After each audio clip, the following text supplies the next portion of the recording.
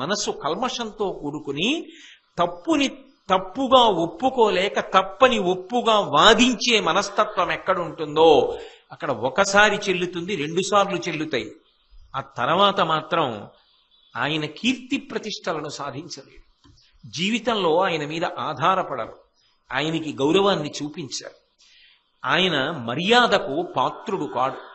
అందుకే అన్నిటికన్నా అత్యంత ప్రధానమైన విషయం ఏది అంటే మనసు నిష్కల్మషంగా ఉండాలి. అందున వయస్సు పెద్దదవుతున్న కొద్దీ మనిషి యొక్క శీల వైభవం అంతా దేని చేత నిర్ణయింపబడుతుంది అంటే మాట చేత నిర్ణయింపబడుతుంది. అయిందానికి కాందానికి అబద్ధాలు ఆడడం, మనసు కల్మషంతో ఉండి మాట్లాడుతూ ఉండడం, తప్పు చేసి ఒప్పుని వాదించడం, ఇటువంటివి చేస్తుంటే నిజంగా ఏదైనా పరిస్థితిలో ఆయన అలా ఉన్నది ఉన్నట్టే చెప్పినా అంగీకరించరు, నమ్మరు కూడా. దాని వలన ఏమవుతుందంటే అవతల వారి విశ్వసనీయత నశించిపోతుంది.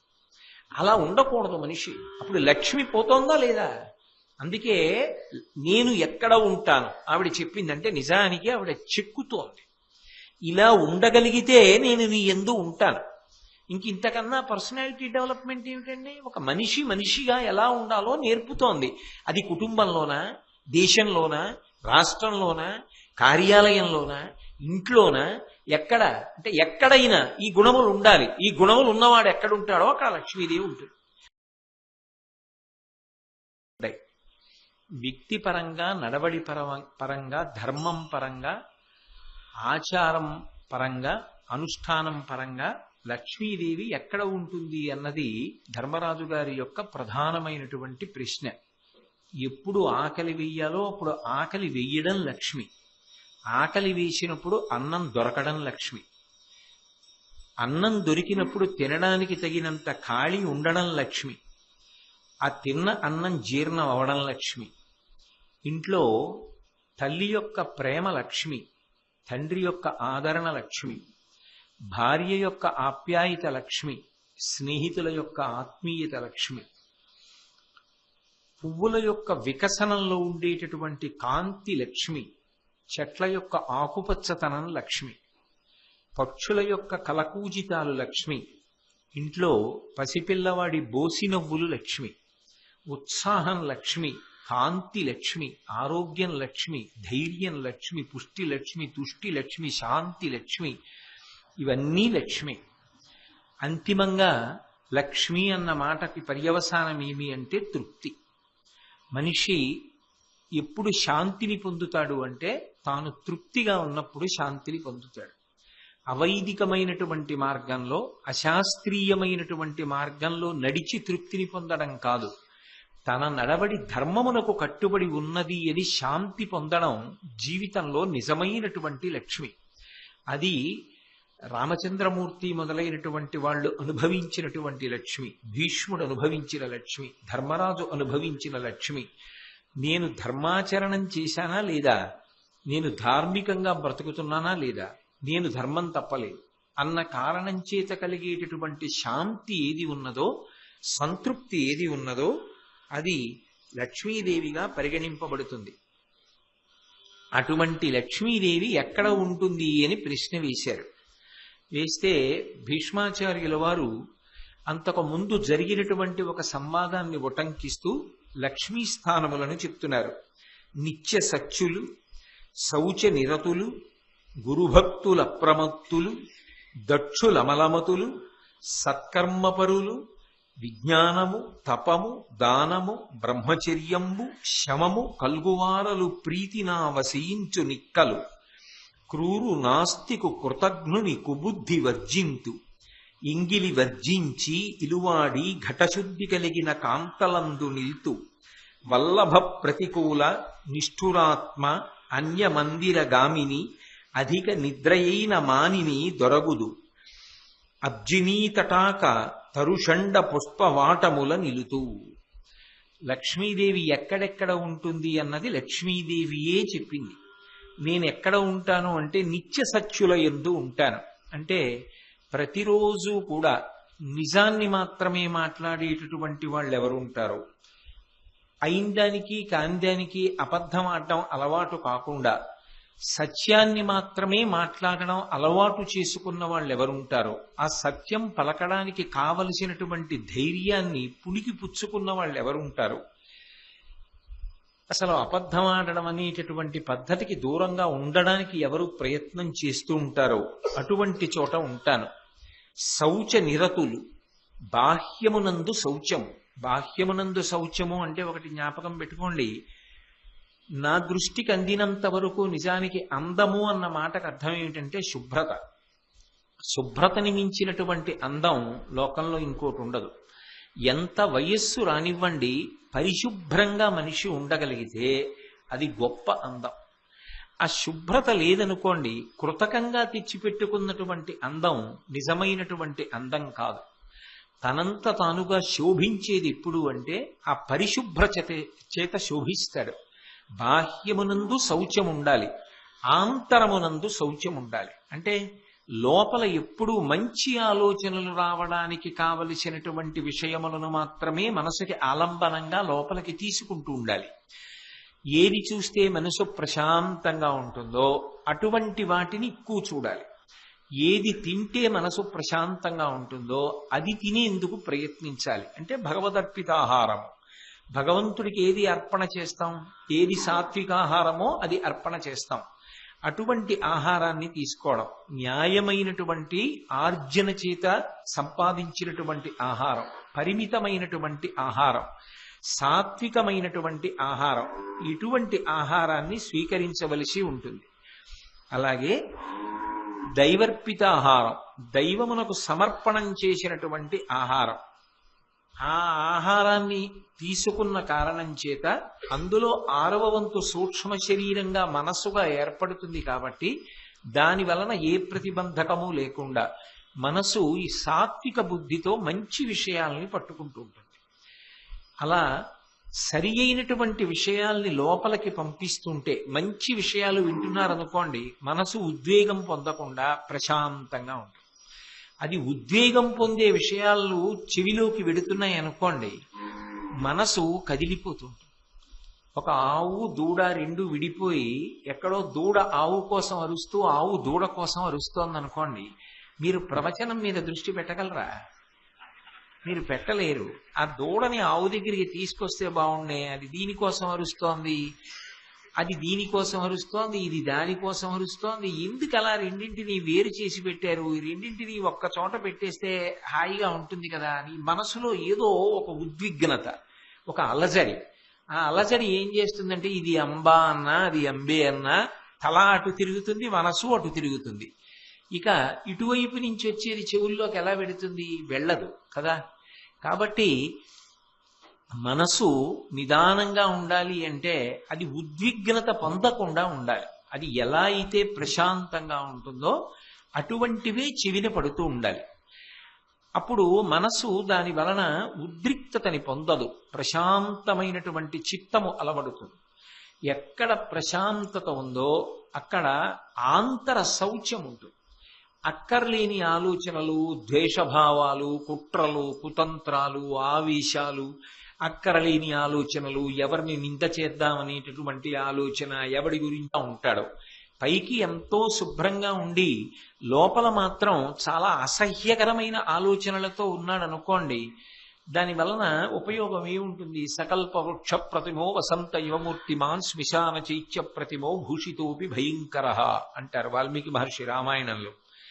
ఎవరో ఒక ఆయన ఒక ఊళ్ళో పెళ్లి చేసుకుందాం అనుకుని, ఏమండి మీకు ఆ ఊళ్ళో పెద్ద సౌధం ఉంది కదా, మా మగ పెళ్లి వారికి విడిదిద్దాం అనుకుంటున్నాం, ఆ సౌధం ఏమైనా ఖాళీ ఉందా అని అడిగాడు. అయ్యో ఉండకపోవడం ఏమిటండి, ఖాళీ ఉంది, 50 గదులతో కట్టాం, పెద్ద సౌధం, పాలరాతితో నిర్మాణం చేశాం, చల్లగా ఉంటుంది, తీసుకోండి తాళాలు అని ఇచ్చాడు.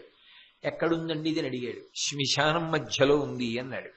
శ్మశానం మధ్యలో ఉన్నటువంటి భవనము వాసయోగ్యము ఎలా కాదో, పైకి మనిషి ఎన్ని భూషణములు వేసుకున్నా, ఎన్ని అలంకారాలు చేసుకున్నా, పైకి ఎంత సాత్వికంగా ఉన్నవాడిలా కనపడినా, ఇంతంతలా రుద్రాక్షలతో మాల ఒకటి వేసుకుని, పెద్ద పెద్ద విభూతి పిండికట్లు పెట్టుకుని, డాబైనటువంటి ఆసనంలో కూర్చుని, లోపలంతా కుళ్ళిపోయి ఉంటే, ఏమిటి దానివల్ల ఉపయోగం?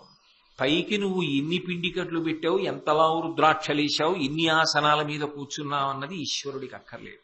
అది డాంబికం. లోపల నువ్వు ఎలా ఉన్నావు? మనస్సు శౌచంతో ఉందా? సాత్వికంగా ఉందా?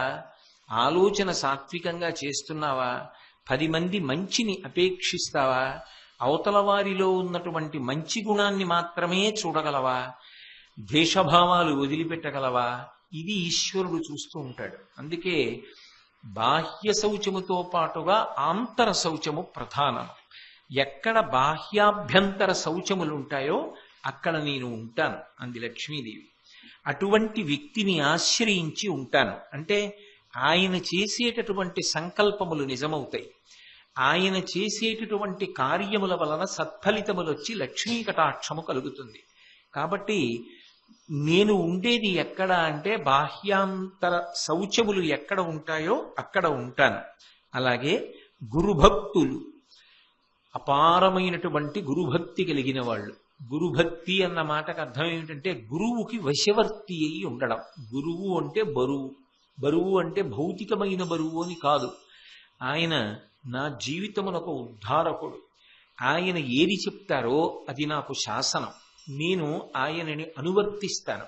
ఆయన చెప్పినట్లు బ్రతుకుతానని పూనికతో ప్రయత్నపూర్వకంగా గురువుగారు చెప్పిన మాటలు బాగా ఒడిసి పట్టుకుని జీవితాన్ని మార్చుకునేటటువంటి ప్రయత్నం ఎవరు చేస్తూ ఉంటారో వాళ్ళు నిజమైనటువంటి గురుభక్తి కలిగిన వారు.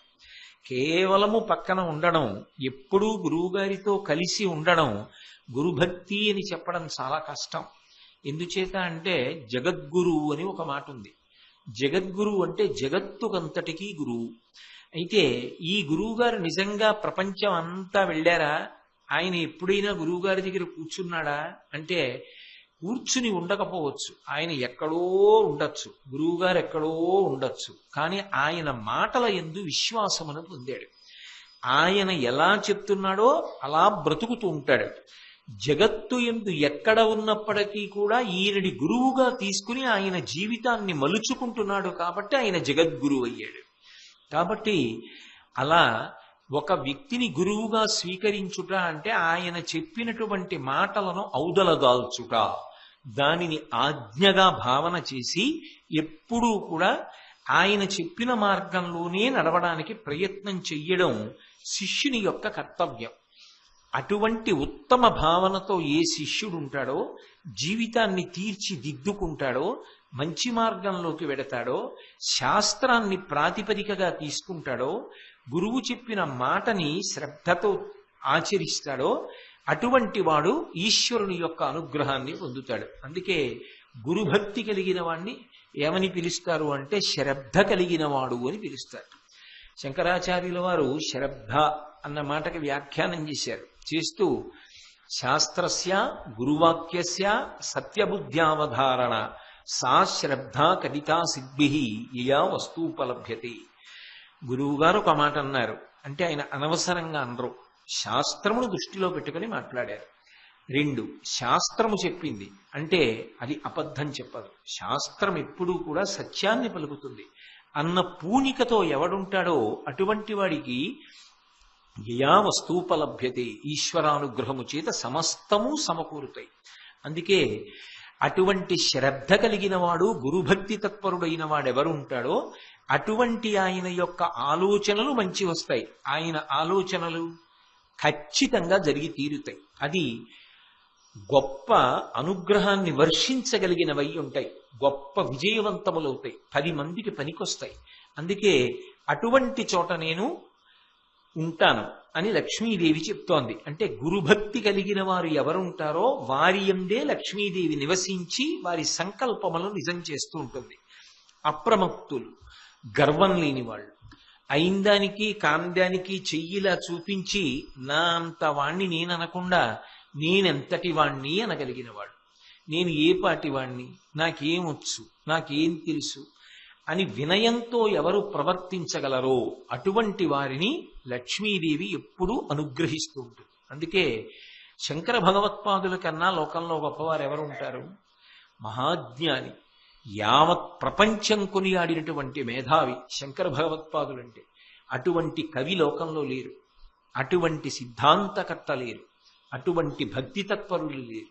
ఆయనలా భారతదేశమంతా పాదచారి అయి పర్యటించిన వారు లేరు, ఆయనలా పీఠ సంప్రదాయాన్ని నెలకొల్పిన వారు లేరు, ఆయన చేసినన్ని కుంభాభిషేకాలు చేసిన వారు లేరు, ఆయన చేసినన్ని పునఃప్రతిష్టలు చేసిన వారు లేరు, ఆయన పొందినన్ని దర్శనాలు పొందిన వారు లేరు, ఆయన చేసినన్ని వాదనలు చేసిన వారు లేరు, ఆయన ఎదుర్కొన్న కష్టాల లాంటి కష్టాలు ఎదుర్కొన్న వారు లేరు. ఇంత గొప్పవారైన శంకర భగవత్పాదులు శివానందలహరిలో పశుమాం సర్వజ్ఞ ప్రజిత కృపయా పాలయ విభో అంటారు. శివ, నేను పశువుని, నువ్వు పశుపతివి. పశువుని నేను, పశుపతివి నువ్వు కనుక ఈ పశువు పాడవకుండా కాపాడుకోవలసిన కర్తవ్యం నీదే అన్నారు. ఎవరు? అంతటి మహాత్ముడైన శంకరులు అంత వినయంతో మాట్లాడారు తప్ప ఎక్కడ అతిశయాన్ని ప్రదర్శించలేదు. అంతటి మహాత్ములే అంత వినయంగా ప్రవర్తిస్తే ఏం చూసుకుని గుండెల మీద చెయ్యేసుకుని అయిందానికి కాందానికి తలగరేసి ప్రవర్తిస్తాం. కాబట్టి వినయంతో ఉండడం గొప్ప. ఎంత చదువుకున్నవాడైనా, ఎన్ని తెలిసి ఉన్నవాడైనా ఆ వినయం లేకపోతే మాత్రం అది బూడిదలో పోసిన పన్నీరు. రామకృష్ణ పరమహంస ఒక కథ చెప్తుండేవారు. వెనకటికి ఒక ఆయన గంగానదీ తీరానికి వెళ్ళాడు. పడవలేదు, గంగ దాటవలసి వచ్చింది. ఆయన గురువు గారి పేరు స్మరిస్తూ, అంటే పేరు చెప్పరుగా, గురువు గారి పేరు అనరు, అందుకని గురువు గారిని స్మరిస్తూ నది మీద అడుగులు వేస్తున్నాడు. ఆ గురువు గారిని స్మరించడంలో ఆయనకున్న గురుభక్తి చేత ఆయన అడుగులు వేస్తున్నప్పుడు పాదములు నీటిలో మునగకుండా దాటి వెళ్ళగలిగాడు. గురువు గారు వచ్చి అటువైపు చూసి, ఎలా వెళ్ళావురా, పడవలేదు కదా అన్నాడు.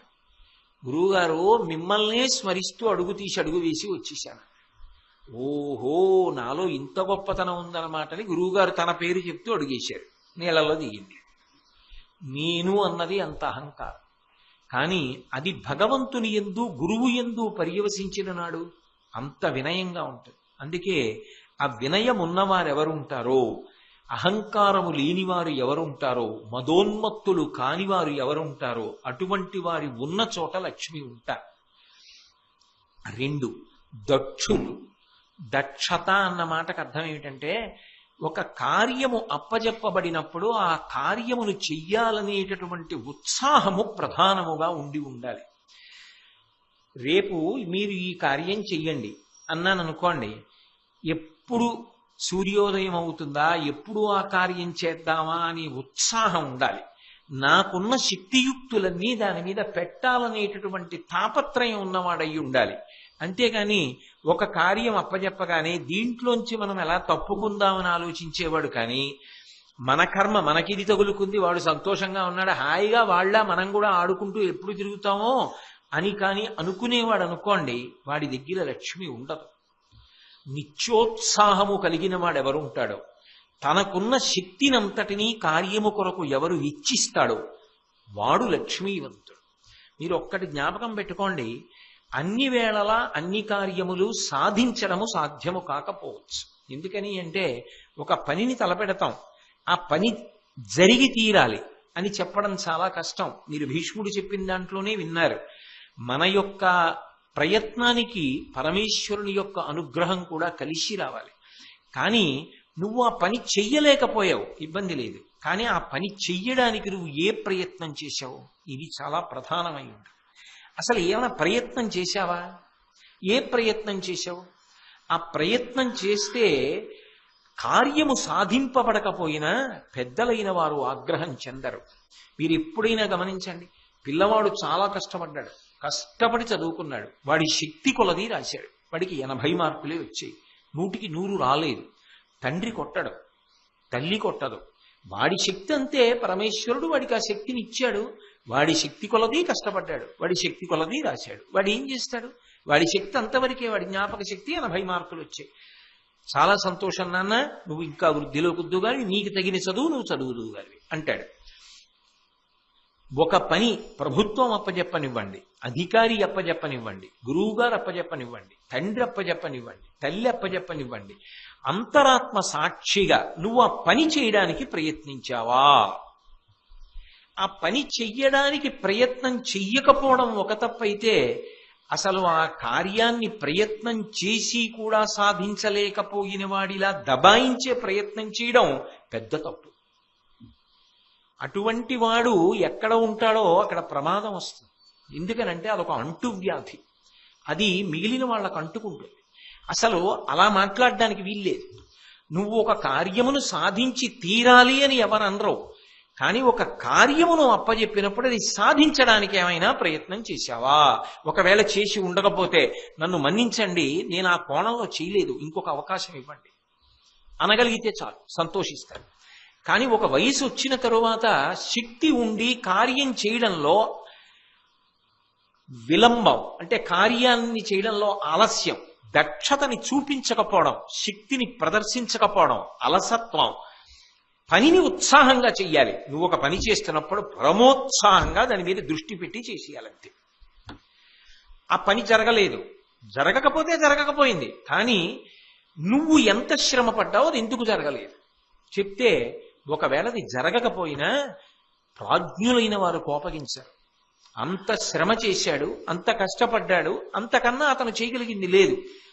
సరే, ఇంకొక మార్గాన్ని మనం అన్వేషిద్దాం, అయితే మీరు ఈ మార్గంలో కూడా ప్రయత్నం చేయండి అని పెద్దరికం ఉన్నవారు ఇంకొక మార్గాన్ని అప్పుడు చెప్తారు.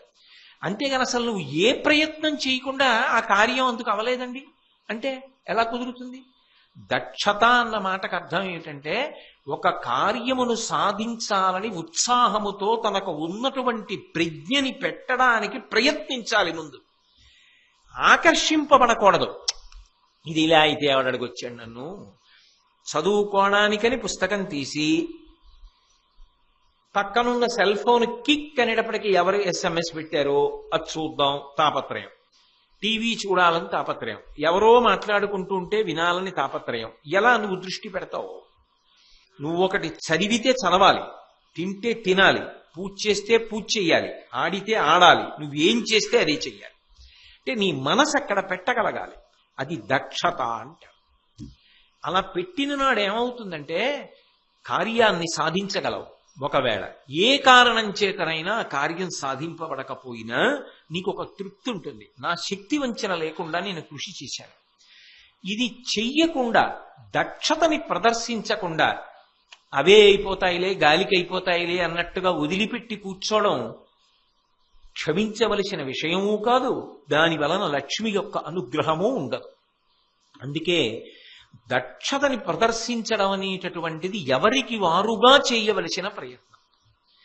నేను నిజంగా పని చేస్తే ఎంత పని చెయ్యగలను, నేను ఎన్ని నేర్చుకోగలను, ఎన్నింటిని అనుష్ఠానం చెయ్యగలను, ఎన్ని జ్ఞాపకం పెట్టుకోగలను, ఎన్ని విషయాలు పరిశీలించగలను, నాకు భగవంతుడిచ్చిన శక్తి ఎంత గొప్పది, నాకు ఈశ్వరుడంత శక్తినిస్తే ఆ శక్తిని నేను వాడుకుంటున్నానా, సద్వినియోగం చేసుకుంటున్నానా? అలసత్వంతో ఆ శక్తినంతటినీ నిరుత్సాహంతో ఎంతసేపు ఇంద్రియ భోగాల కోసం ఖర్చు పెడుతూ అలాగే ఉండిపోతున్నానా అన్నది చాలా అవసరం. నేను ఈ మాట అంటున్నప్పుడు నాకు ఒక విషయం జ్ఞాపకానికి వచ్చింది, మీరు మరోలా అనుకోకండి ఇది చెప్తున్నానని. మొన్నను ఆ ఆఫీస్కి ఒక ఆయన వచ్చారు, ఆయన నాతో మాట్లాడుతూ ఒక మాట అన్నారు. మా తండ్రి గారికి 82 సంవత్సరాలండి, వృద్ధులు, ఇక్కడ వరకు వచ్చారు, మిమ్మల్ని చూడాలనుకున్నారు, మీరు ఉన్నారో లేరో నాకు తెలీదు అని చెప్పానండి, ఆయన వెళ్ళిపోయారు, ఆయనకి మీరంటే చాలా ప్రీతి, మిమ్మల్ని చూడాలనుకుంటున్నారు అన్నారు. అంటే నేనన్నాను, 82 ఏళ్ళ పెద్దవారే, పాపం మళ్ళీ రాగలరా అన్నారు. ఆయన నవ్వి అన్నారు, మా నాన్నగారు ఒక్కరే ఢిల్లీ, బొంబాయి, కలకత్తా అవన్నీ వెళ్ళిపోతారండి, వెళ్ళిపోవడం కాదు, చాలా పెద్ద పెద్ద సంస్థల ఆడిట్ అంతా మా నాన్నగారు చేస్తారు, మేము చిన్న చిన్న సంస్థలకే ఆడిట్కి వస్తాను, వాళ్ళ అబ్బాయి చిన్న సంస్థలకు వస్తాను, పెద్దవి మా నాన్నగారు చేస్తారు. నాన్నగారు నిన్న రాత్రి ఢిల్లీ వెళ్ళిపోయారు, ఒక్కరే వెళ్ళిపోతారట, ఒక్కరే చేస్తారట. అంటే కొంతమందిలో ఆఖరి నెత్తుటి బొట్టు వరకు తమకి భగవంతుడిచ్చిన దక్షతని విడిచిపెట్టారు, అలా కష్టపడి పని చేస్తూనే ఉంటారు, ఏదో ఒకటి సాధిస్తూ ఉంటారు తప్ప నిష్కారణంగా మాత్రం కూర్చోరు.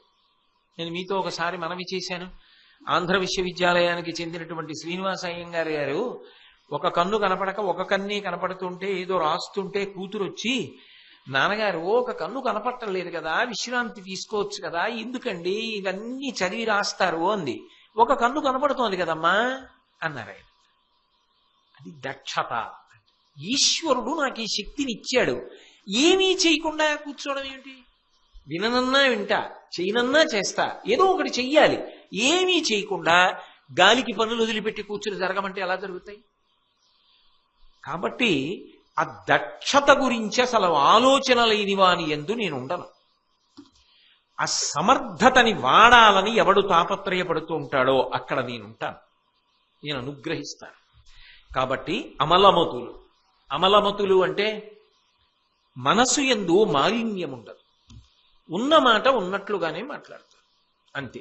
అయిందానికి కాందానికి దీన్ని ఇలా ఎలా మార్చి చెప్పేద్దాం అంటే మీరు బాగా పట్టుకున్నారు లేదో. అమలమతులు అన్న మాటకు అర్థం ఏమిటంటే తను చేసింది తప్పని తనకి తెలుసు, అక్కడ వస్తుంది పెద్ద ప్రమాదం. అసలు తను చేసింది తప్పని తెలిసిందనుకోండి, అయ్యా నన్ను క్షమించండి, ఇలా చేయకుండా ఉండాల్సింది, ఇక పైన ఇలా జరగకుండా నేను జాగ్రత్త పడతాను అన్నాడు అనుకోండి, ఒక్క మాటతో పోయిందంతే.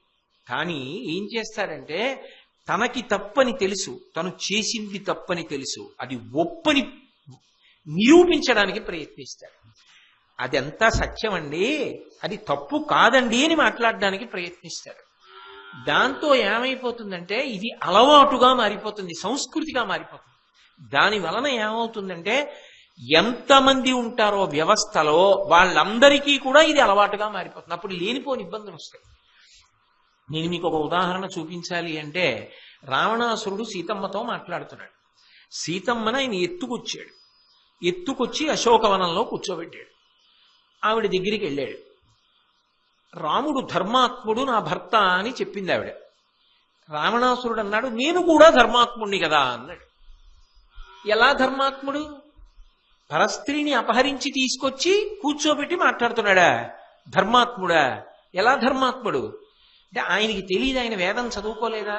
చదువుకున్నాడు.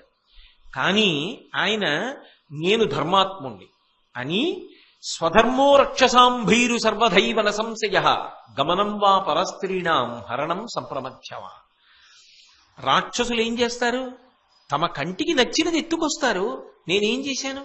నా కంటికి కనపడిన నిన్ను ఎత్తుకొచ్చానా లేదా నాకు నచ్చితే? అంటే నేనెంత ధర్మాత్ముణ్ణి? నేను రాక్షస ధర్మం పాటించానా లేదా? ఇంతటి ధర్మాత్ముడిని నేను. రాముడు ఎంత ధర్మాత్ముడో నేనంత ధర్మాత్ముణ్ణి. ఎందుకు నన్ను చూసి చిన్నబుచ్చుకుంటావు? బుకాయింప కాదా? ఆయన చదువుకున్నాడా లేదా? ఆయనకి తెలిసా తెలీదా? తెలిసి తప్పుని ఒప్పని వాదించడం అమలమతులు. మనస్సు కల్మషంతో కూడుకుని తప్పుని తప్పుగా ఒప్పుకోలేక తప్పని ఒప్పుగా వాదించే మనస్తత్వం ఎక్కడుంటుందో అక్కడ ఒకసారి చెల్లుతుంది, 2 సార్లు చెల్లుతాయి. ఆ తర్వాత మాత్రం ఆయన కీర్తి ప్రతిష్టలను సాధించలేడు. జీవితంలో ఆయన మీద ఆధారపడరు, ఆయనకి గౌరవాన్ని చూపించారు, ఆయన మర్యాదకు పాత్రుడు కాడు. అందుకే అన్నిటికన్నా అత్యంత ప్రధానమైన విషయం ఏది అంటే మనసు నిష్కల్మషంగా ఉండాలి. అందున వయస్సు పెద్దదవుతున్న కొద్దీ మనిషి యొక్క శీల వైభవం అంతా దేని చేత నిర్ణయింపబడుతుంది అంటే మాట చేత నిర్ణయింపబడుతుంది. అయిందానికి కాందానికి అబద్ధాలు ఆడడం, మనసు కల్మషంతో ఉండి మాట్లాడుతూ ఉండడం, తప్పు చేసి ఒప్పని వాదించడం, ఇటువంటివి చేస్తుంటే నిజంగా ఏదైనా పరిస్థితిలో ఆయన అలా ఉన్నది ఉన్నట్టే చెప్పినా అంగీకరించరు, నమ్మరు కూడా. దాని వలన ఏమవుతుందంటే అవతల వారి విశ్వసనీయత నశించిపోతుంది. అలా ఉండకూడదు మనిషి. అప్పుడు లక్ష్మి పోతోందా లేదా? అందుకే నేను ఎక్కడ ఉంటాను ఆవిడ చెప్పిందంటే నిజానికి ఆవిడ చెక్కుతోంది. ఇలా ఉండగలిగితే నేను నీ యందు ఉంటాను. ఇంతకన్నా పర్సనాలిటీ డెవలప్మెంట్ ఏమిటండి? ఒక మనిషి మనిషిగా ఎలా ఉండాలో నేర్పుతోంది. అది కుటుంబంలోనా, దేశంలోనా, రాష్ట్రంలోనా, కార్యాలయంలోనా, ఇంట్లోనా, ఎక్కడ అంటే ఎక్కడైనా ఈ గుణములు ఉండాలి. ఈ గుణములు ఉన్నవాడు ఎక్కడుంటాడో అక్కడ లక్ష్మీదేవి ఉంటుంది. కాబట్టి వాటికి అంత ఇబ్బందిగా ఉంటే పోనీ బయట కట్టేయండి. అవి 2 బయట ఉండడంలోనే వాటికి సంతోషమా?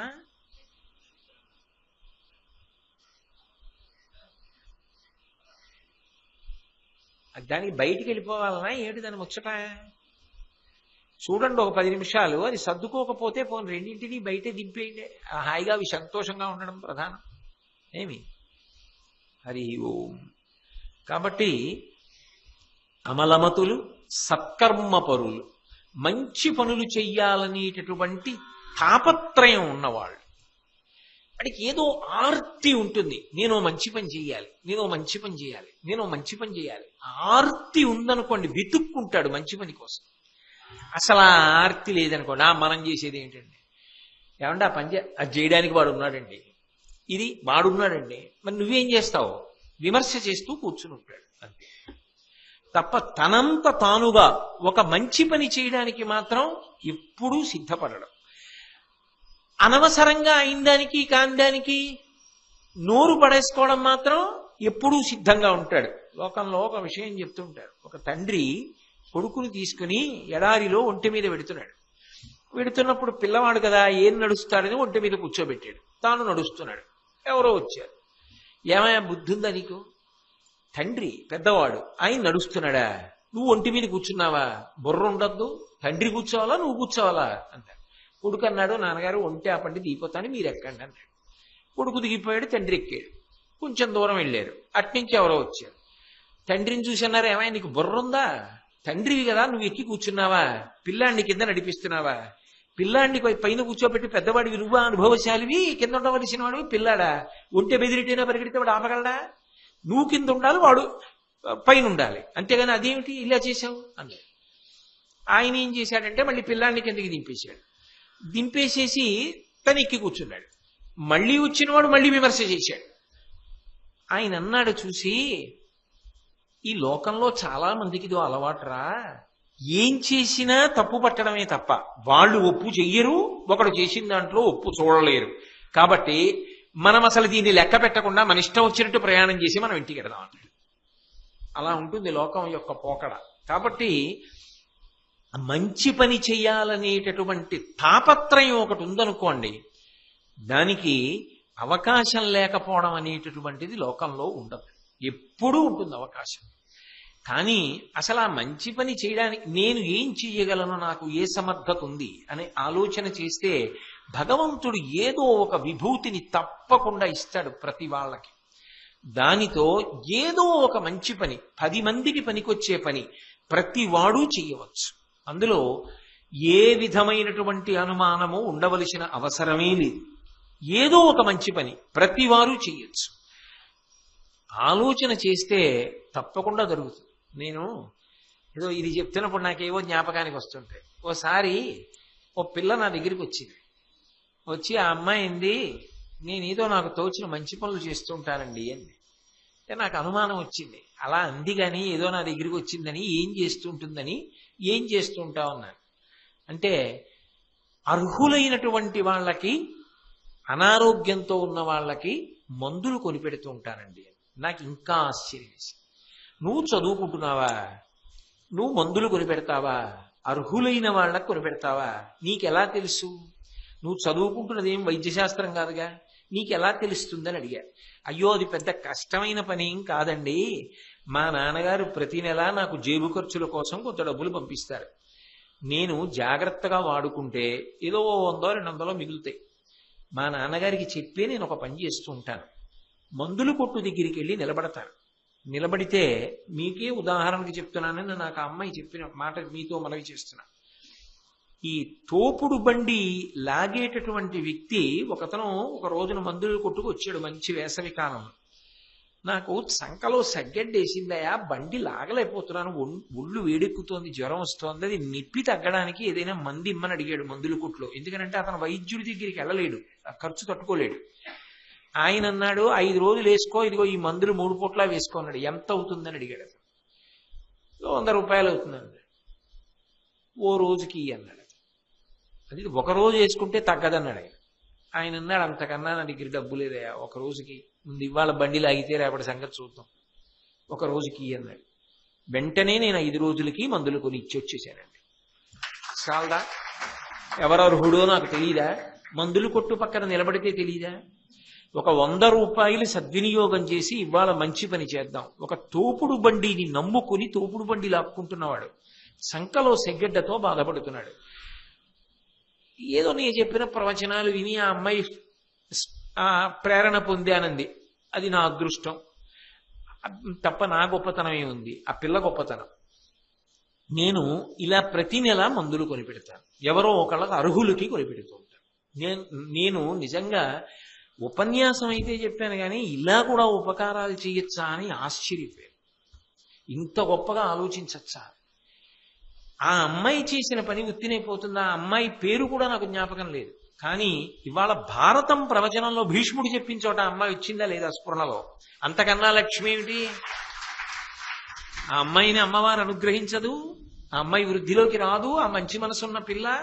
కాబట్టి ఎవరైతే అమలమతులుంటారో, సత్కర్మపరులుంటారో, మంచి పని చెయ్యాలనేటటువంటి తాపత్రయం ఉన్నవాళ్ళు ఉంటారో, సమాజంలో పక్కవాణ్ణి ఆదుకుందామనేటటువంటి తాపత్రయం ఉన్నవారు ఉంటారో, అటువంటి వారికి నా అనుగ్రహం సర్వకాలముల యందు ఉంటుంది. కాబట్టి అమలమతులు, సత్కర్మపరులు, విజ్ఞానము అంటే విశిష్టమైనటువంటి జ్ఞానం. తాము చదువుకున్నటువంటి చదువుని ఆధారం చేసుకొని అన్ని విషయములలో ఉండేటటువంటి భగవత్ తత్వాన్ని వెతికి పట్టుకునేటటువంటి ప్రయత్నం చేస్తూ ఉంటాడు. అలా చేసేటటువంటి ప్రయత్నములకు విజ్ఞానము అని పేరు. అది లౌకికమైన శాస్త్రం ఎక్కడ ఆగిపోతుందో, ఎక్కడ వినయము జోడింపబడుతుందో అక్కడ విజ్ఞానము అంకురిస్తుంది. మీకు ఒక ఉదాహరణ చెప్పాలంటే, ఒక ఆయన పర్వతములను గురించి బాగా చదువుకున్నాడు.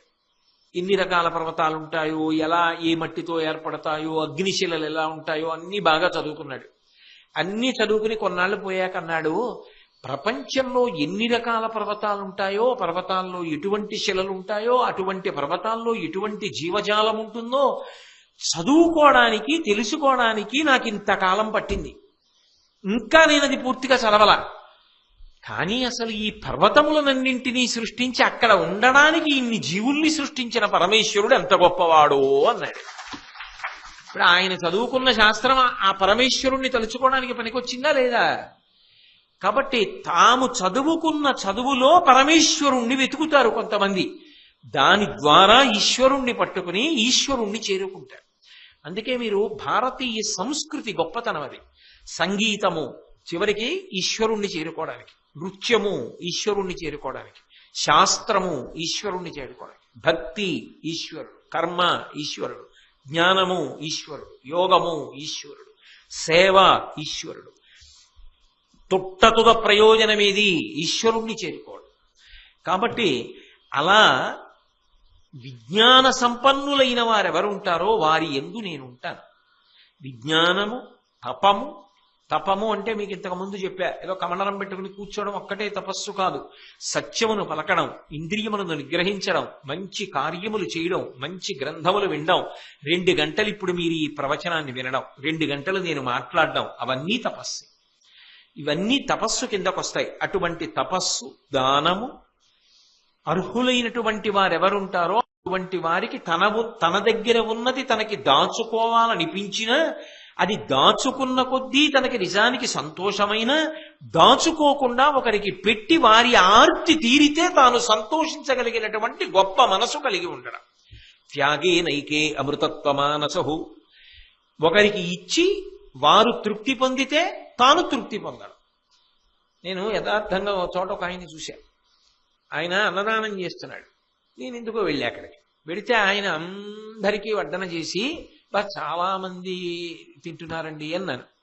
ఆయన వెక్కి వెక్కి ఏడ్చేశాడు, కళ్ళు తుడుచుకుని అన్నాడు, ఈశ్వరుడు ఎంత అనుగ్రహం చేశాడండి, ఇంతమందికి అన్నం పెట్టే శక్తిని ఇచ్చాడు, ఇంతమంది వచ్చి తింటుంటే ఎంత ఆనందంగా ఉందండి, వాళ్ళందరూ కడుపు నిండా తింటుంటే అన్నాడు. సాధారణంగా తాను తినాలని కోరుకుంటాడు, అంతమంది తింటున్నారని సంతోషపడిపోయాడు ఆయన. ఆ మనసు ఉండద్దు. కాబట్టి అటువంటి మంచి పనులు చెయ్యగలిగిన వాళ్ళు, దానం చెయ్యగలిగినటువంటి వాళ్ళు ఎవరుంటారో వాళ్ళ దగ్గర బ్రహ్మచర్యంబు, అయిందానికి కాందానికి ఇంద్రియాలు కదిలిపోయి అదే పనిగా పరమేశ్వరుడిచ్చిన తేజస్సుని నష్టపెట్టుకునే వాళ్ళు కాని వాళ్ళు ఎవరుంటారో అటువంటి వారి దగ్గర శమము అంటే అంతరింద్రియ నిగ్రహము, మనస్సుని నిలబెట్టగలిగినటువంటి వాళ్ళు. గుర్రం చూడండి, పిలిస్తే వస్తుంది, ఎక్కితే పరిగెడుతుంది, కళ్ళెం లాగితే ఆగుతుంది. అలా మనసు మనిషికి వశపడి ఉండేటట్టుగా ఎవరు నిగ్రహించగలిగాడో వాడి దగ్గర నేను ఉంటానంటోంది లక్ష్మీదేవి. అంటే ఆయన పూజ చేసుకోవడానికి వెళ్ళాడు అనుకోండి, పాదయో పాద్యం సమర్పయామి అన్నాడు అనుకోండి, ఆయనకి భగవంతుడి పాదములు కనపడతాయి. ఆ పాదముల మీద నీళ్లు పూచినట్టు ఉత్తరీయంతో తుడిచినట్టు భావిస్తాడు. మనసు అక్కడికి వస్తుంది. హస్తయో అర్ఘ్యం సమర్పయామి అన్నాడు అనుకోండి, అయ్యవారు చేతులు చాపినట్టు ఈయన నీళ్లు పోసి కడిగి తన ఉత్తరీయంతో తుడిచినట్టు భావన చేస్తాడు. నోటితో ఏమంటున్నాడో మనసు అక్కడికి వచ్చి నిలబడి దాన్ని చూస్తూ ఉంటుంది. అలా చూడగలిగినటువంటి ప్రజ్ఞ అంటే ఏది చేస్తున్నాడో అక్కడే మనసు ఉంటుంది. తింటున్నాడు అనుకోండి, తినడం దగ్గరే ఉంటుంది. కడుపు నిండిందా, నేను సరి అయిందే తింటున్నానా చూసుకుంటూ ఉంటాడు. అంతేగాని తింటూ ఉండడం, పిచ్చిగా మాట్లాడుతూ ఉండడం, తింటూ ఉండడం, ఏదో చూస్తూ ఉండడం అలా ఉండదు. పని చేస్తూ ఉంటే పనినే చేస్తాడు, మాట్లాడితే దాని మీదే శ్రద్ధ పెట్టి మాట్లాడతాడు. ఇది గుర్తు రాలేదండి, అందుకని ఆగిపోయిందండి, ఆ మాట రావడానికి వీల్లేదు. వింటున్నాడు, ఇంకొకటి బుర్రలోకి రాదు, వింటూనే ఉంటాడు. అది ఏది చెయ్యాలనుకుంటున్నాడో దాని దగ్గరికి మనసు వచ్చి నిలబడుతుంది. దాని వలన ఏమవుతుందో తెలుసా? ప్రశాంతంగా ఉంటాడు. ఎప్పుడు వేళ్ళు విరుచుకోవాలి, అయ్యో మధ్యాహ్నం ఈ పని చెయ్యాలి, ఏమిటో ఏదో కార్యక్రమం ఎవరితోనో మాట్లాడుతూ అలా పిచ్చాపాటి అందులో ఉండిపోయినా చేయలేదు, రేపు చెయ్యాలి, చూసావా ఎంత పొరపాటు అయిపోయిందో అంటే రాత్రి నిద్ర పట్టదు. నేను చెయ్యవలసినవన్నీ చేసేసానా లేదా, హాయిగా నిద్రపోతాడు. ఎప్పుడు ఎక్కడ మనసు నిలబడాలో అక్కడికొచ్చి మనసు అలా నిలబడుతుంది. అంతేగాని ఎప్పుడు ఒకటి చేస్తూ ఉంటాడు, మనసు ఇంకొక దాని మీద ఉంటుంది. పూజకెడతాడు, ఆఫీస్ గురించి ఆలోచిస్తాడు. ఆఫీస్కి ఎడతాడు, ఆ గుళ్ళో సరిగ్గా నిలబడలేదని ఆలోచిస్తాడు. ప్రవచనానికి వస్తాడు, ఇంటికెళ్ళి కూర ఏం చెయ్యాలని ఆలోచిస్తాడు. కూర వండుకుంటూ ఉంటాడు, ప్రవచనంలో ఏదో చెప్పారు సరిగ్గా వినలేదని ఆలోచిస్తూ ఉంటాడు. అంటే ఎప్పుడు మనిషి ఉంటాడు, మనసు ఉండదు. మనసు ఉండదు కాబట్టి ఆ పని యందు శ్రద్ధ లేక తాను గ్రహించవలసినది గ్రహించలేడు, చెయ్యవలసిన దాని యందు దక్షతను కోల్పోతాడు. అందుకే ఎవరు మనసుని నిగ్రహించగలరో, ఎప్పుడు ఎక్కడ మనసు ఉంచాలో అక్కడ అలా మనసుని నిలబెట్టగలరు. ఇప్పుడు నీకు కోపం వద్దు, నోరుపోయి అంటే మనసు కోపం వదులుతుంది. కాస్త తెచ్చుకుంటుంది. ఇప్పుడు మౌనంగా ఉంటుంది. ఇప్పుడు రా ప్రశాంతంగా ఉండి ఏ ఆలోచన చెప్పదు అంటే ఇంట్లో పెంపుడు కుక్క మాట విన్నట్టుగా ఆయనకి మనసు మాట వింటుంది. అలా వినగలిగినటువంటి ప్రజ్ఞ ఎవడు సాధించాడో, మనస్సుని నియంత్రించాడో వాడి యందు లక్ష్మీదేవి అనుగ్రహం ఉంటుంది. కాబట్టి శమము కల్గువారలు ప్రీతినా వసించు నిక్కలు, అటువంటి చోట్ల నేను ఉంటా, పరమ ప్రీతితో ఉంటాను. అంతేకాదు క్రూరు నాస్తికు కృతజ్ఞుని కుబుద్ధి వర్జింతు. శాస్త్రం అక్కర్లేదు, భగవంతుడు అక్కర్లేదు అనడం క్రౌర్యంతో కూడుకున్నటువంటి స్వభావం. చూడండి, కొంతమంది నిష్కారణ అలా వెళ్ళిపోతూ ఉంటాడు. ఏదో చెట్టు ఉంటుంది, ఆ కొమ్మ ఉంచి ఆకులు విరిచేస్తాడు. ఓ కొమ్మ విరిచేసి ఓ ఆకు తీసేసి చీరేసి ఓ ఈని తీసి దాంతో ఇలా గీరుకుని అవతల పారేస్తాడు. ఒకడు రోడ్డు మీద నడుస్తూ కనపడ్డ రాయిని తంతూ ఉంటాడు. ఒక్కొక్కడు రోడ్డు మీద రాళ్లు పట్టుకుని విసురుతూ ఉంటాడు. ఒక్కొక్కడు ఓ పువ్వు కోసేసి ఆ రేకులన్నీ తుంపేస్తాడు. క్రౌర్యం ఎందుకది? ఒక్క ఆకు, ఒక్క చిగురుటాకు నువ్వు తొడగగలవా చెట్టుకి? దాన్ని అలా ఎందుకు చూసి సంతోషించావు?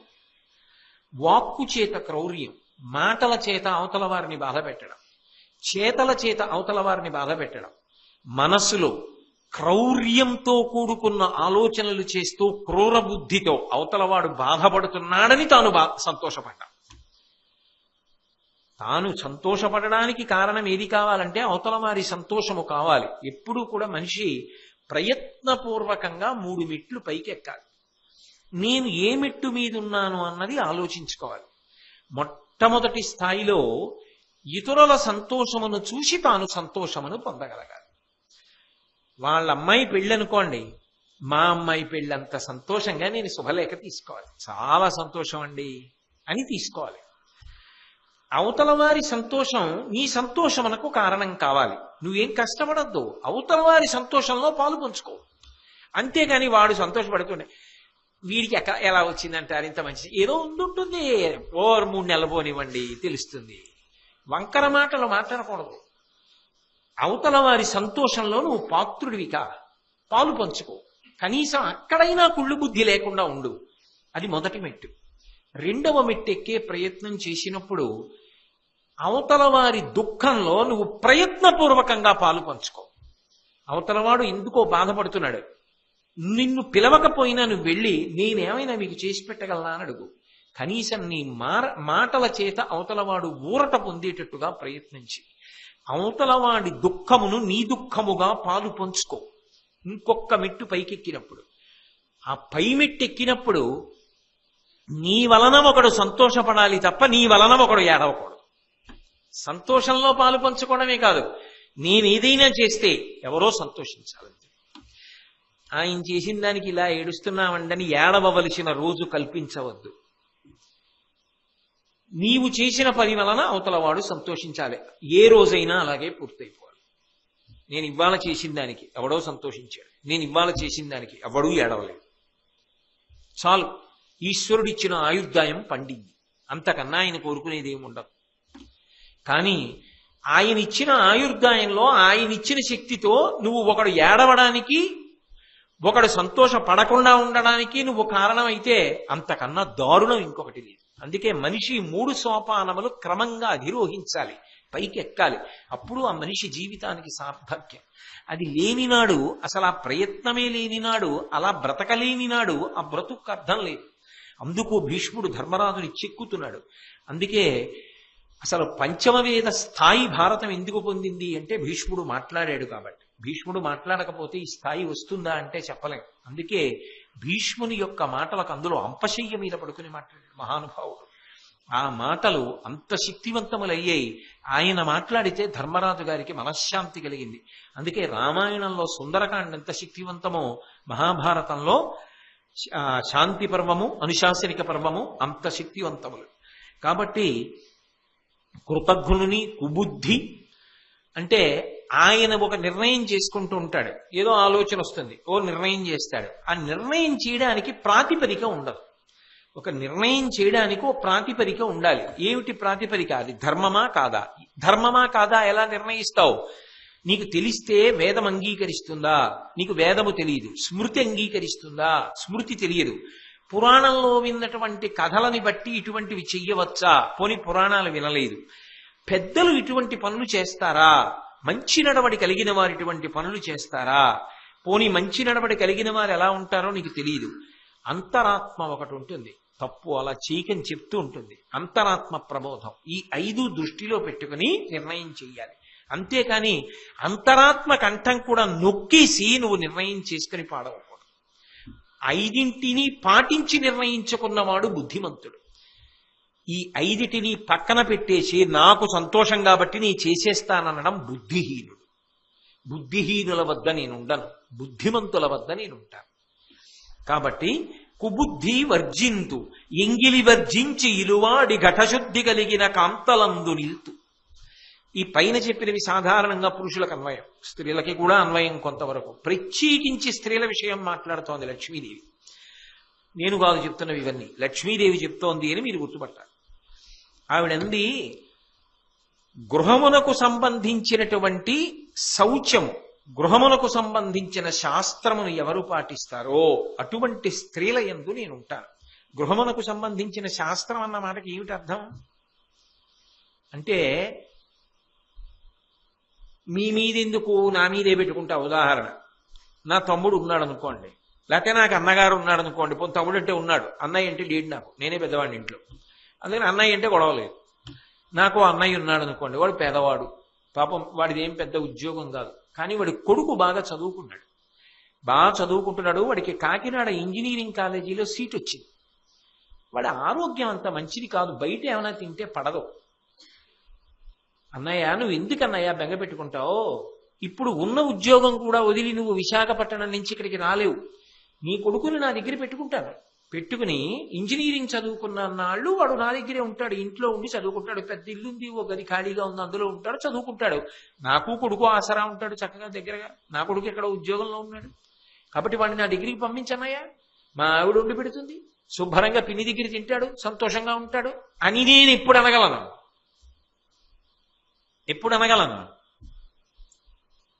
ఆమె సంతోషంగా అలా వండి పెడుతుంది అన్నప్పుడు మీ అన్నయ్య కొడుక్కి నేను వండి పెట్టడం ఏమిటి అని అంటుందన్న భయం నాకుంటే నేను ఆదుకోగలనా? నా కొడుకు వరసైన వాడినైనా అన్న కొడుకునైనా?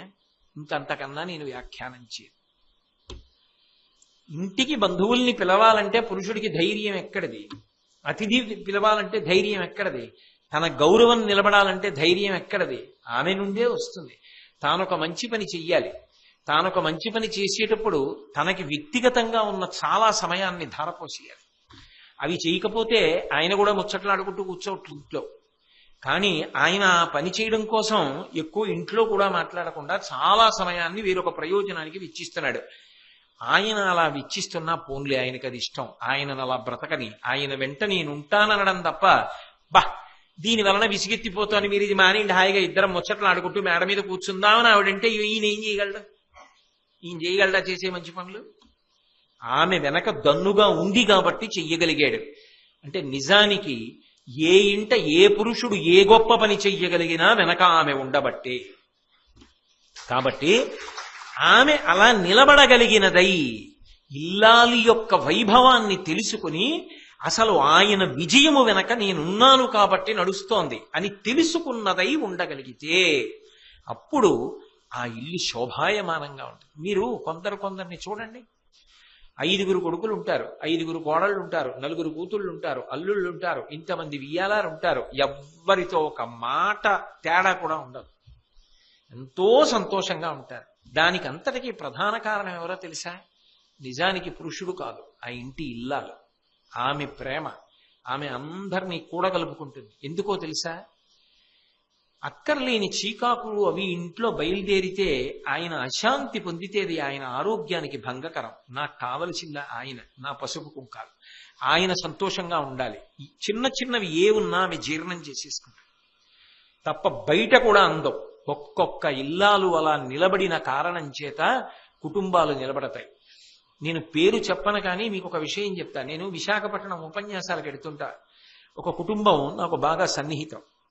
నేను ఆవిడ వాళ్ళ కోడళ్ళని చూసుకునే విధానం చూసి ఆశ్చర్యపోయా. ఎందుకంటే వాళ్ళ కోడలు ఒకసారి అమెరికా వెడుతోంది, ఏదో 2 నెలలు అలా పర్యటన చేసి సరదాగా తిరిగి రావడానికి ఎడుతున్నారు వాళ్ళ కొడుకు కోళ్ళ. ఆ పిల్ల వెడుతూ అత్తగారిని పట్టుకుని ఇడిచింది.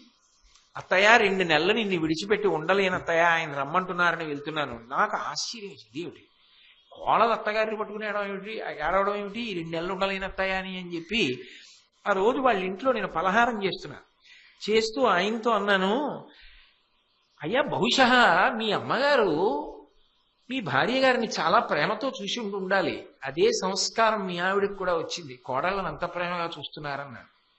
ఆయన పలహారం చేస్తున్న ఆయన ఆపి, మా అమ్మ గురించి ఒక్క మాట వ్యతిరేకంగా మాట్లాడడం నాకు ఇష్టం లేదు కానీ కోటేశ్వరారు, మా అమ్మ చాలా బాధ పెట్టిందండి నా భార్యని, అయినా మా అమ్మ నాకు పూజనీయురాలు, నేను ఒక్క మాట మా అమ్మకి వ్యతిరేకంగా మాట్లాడను.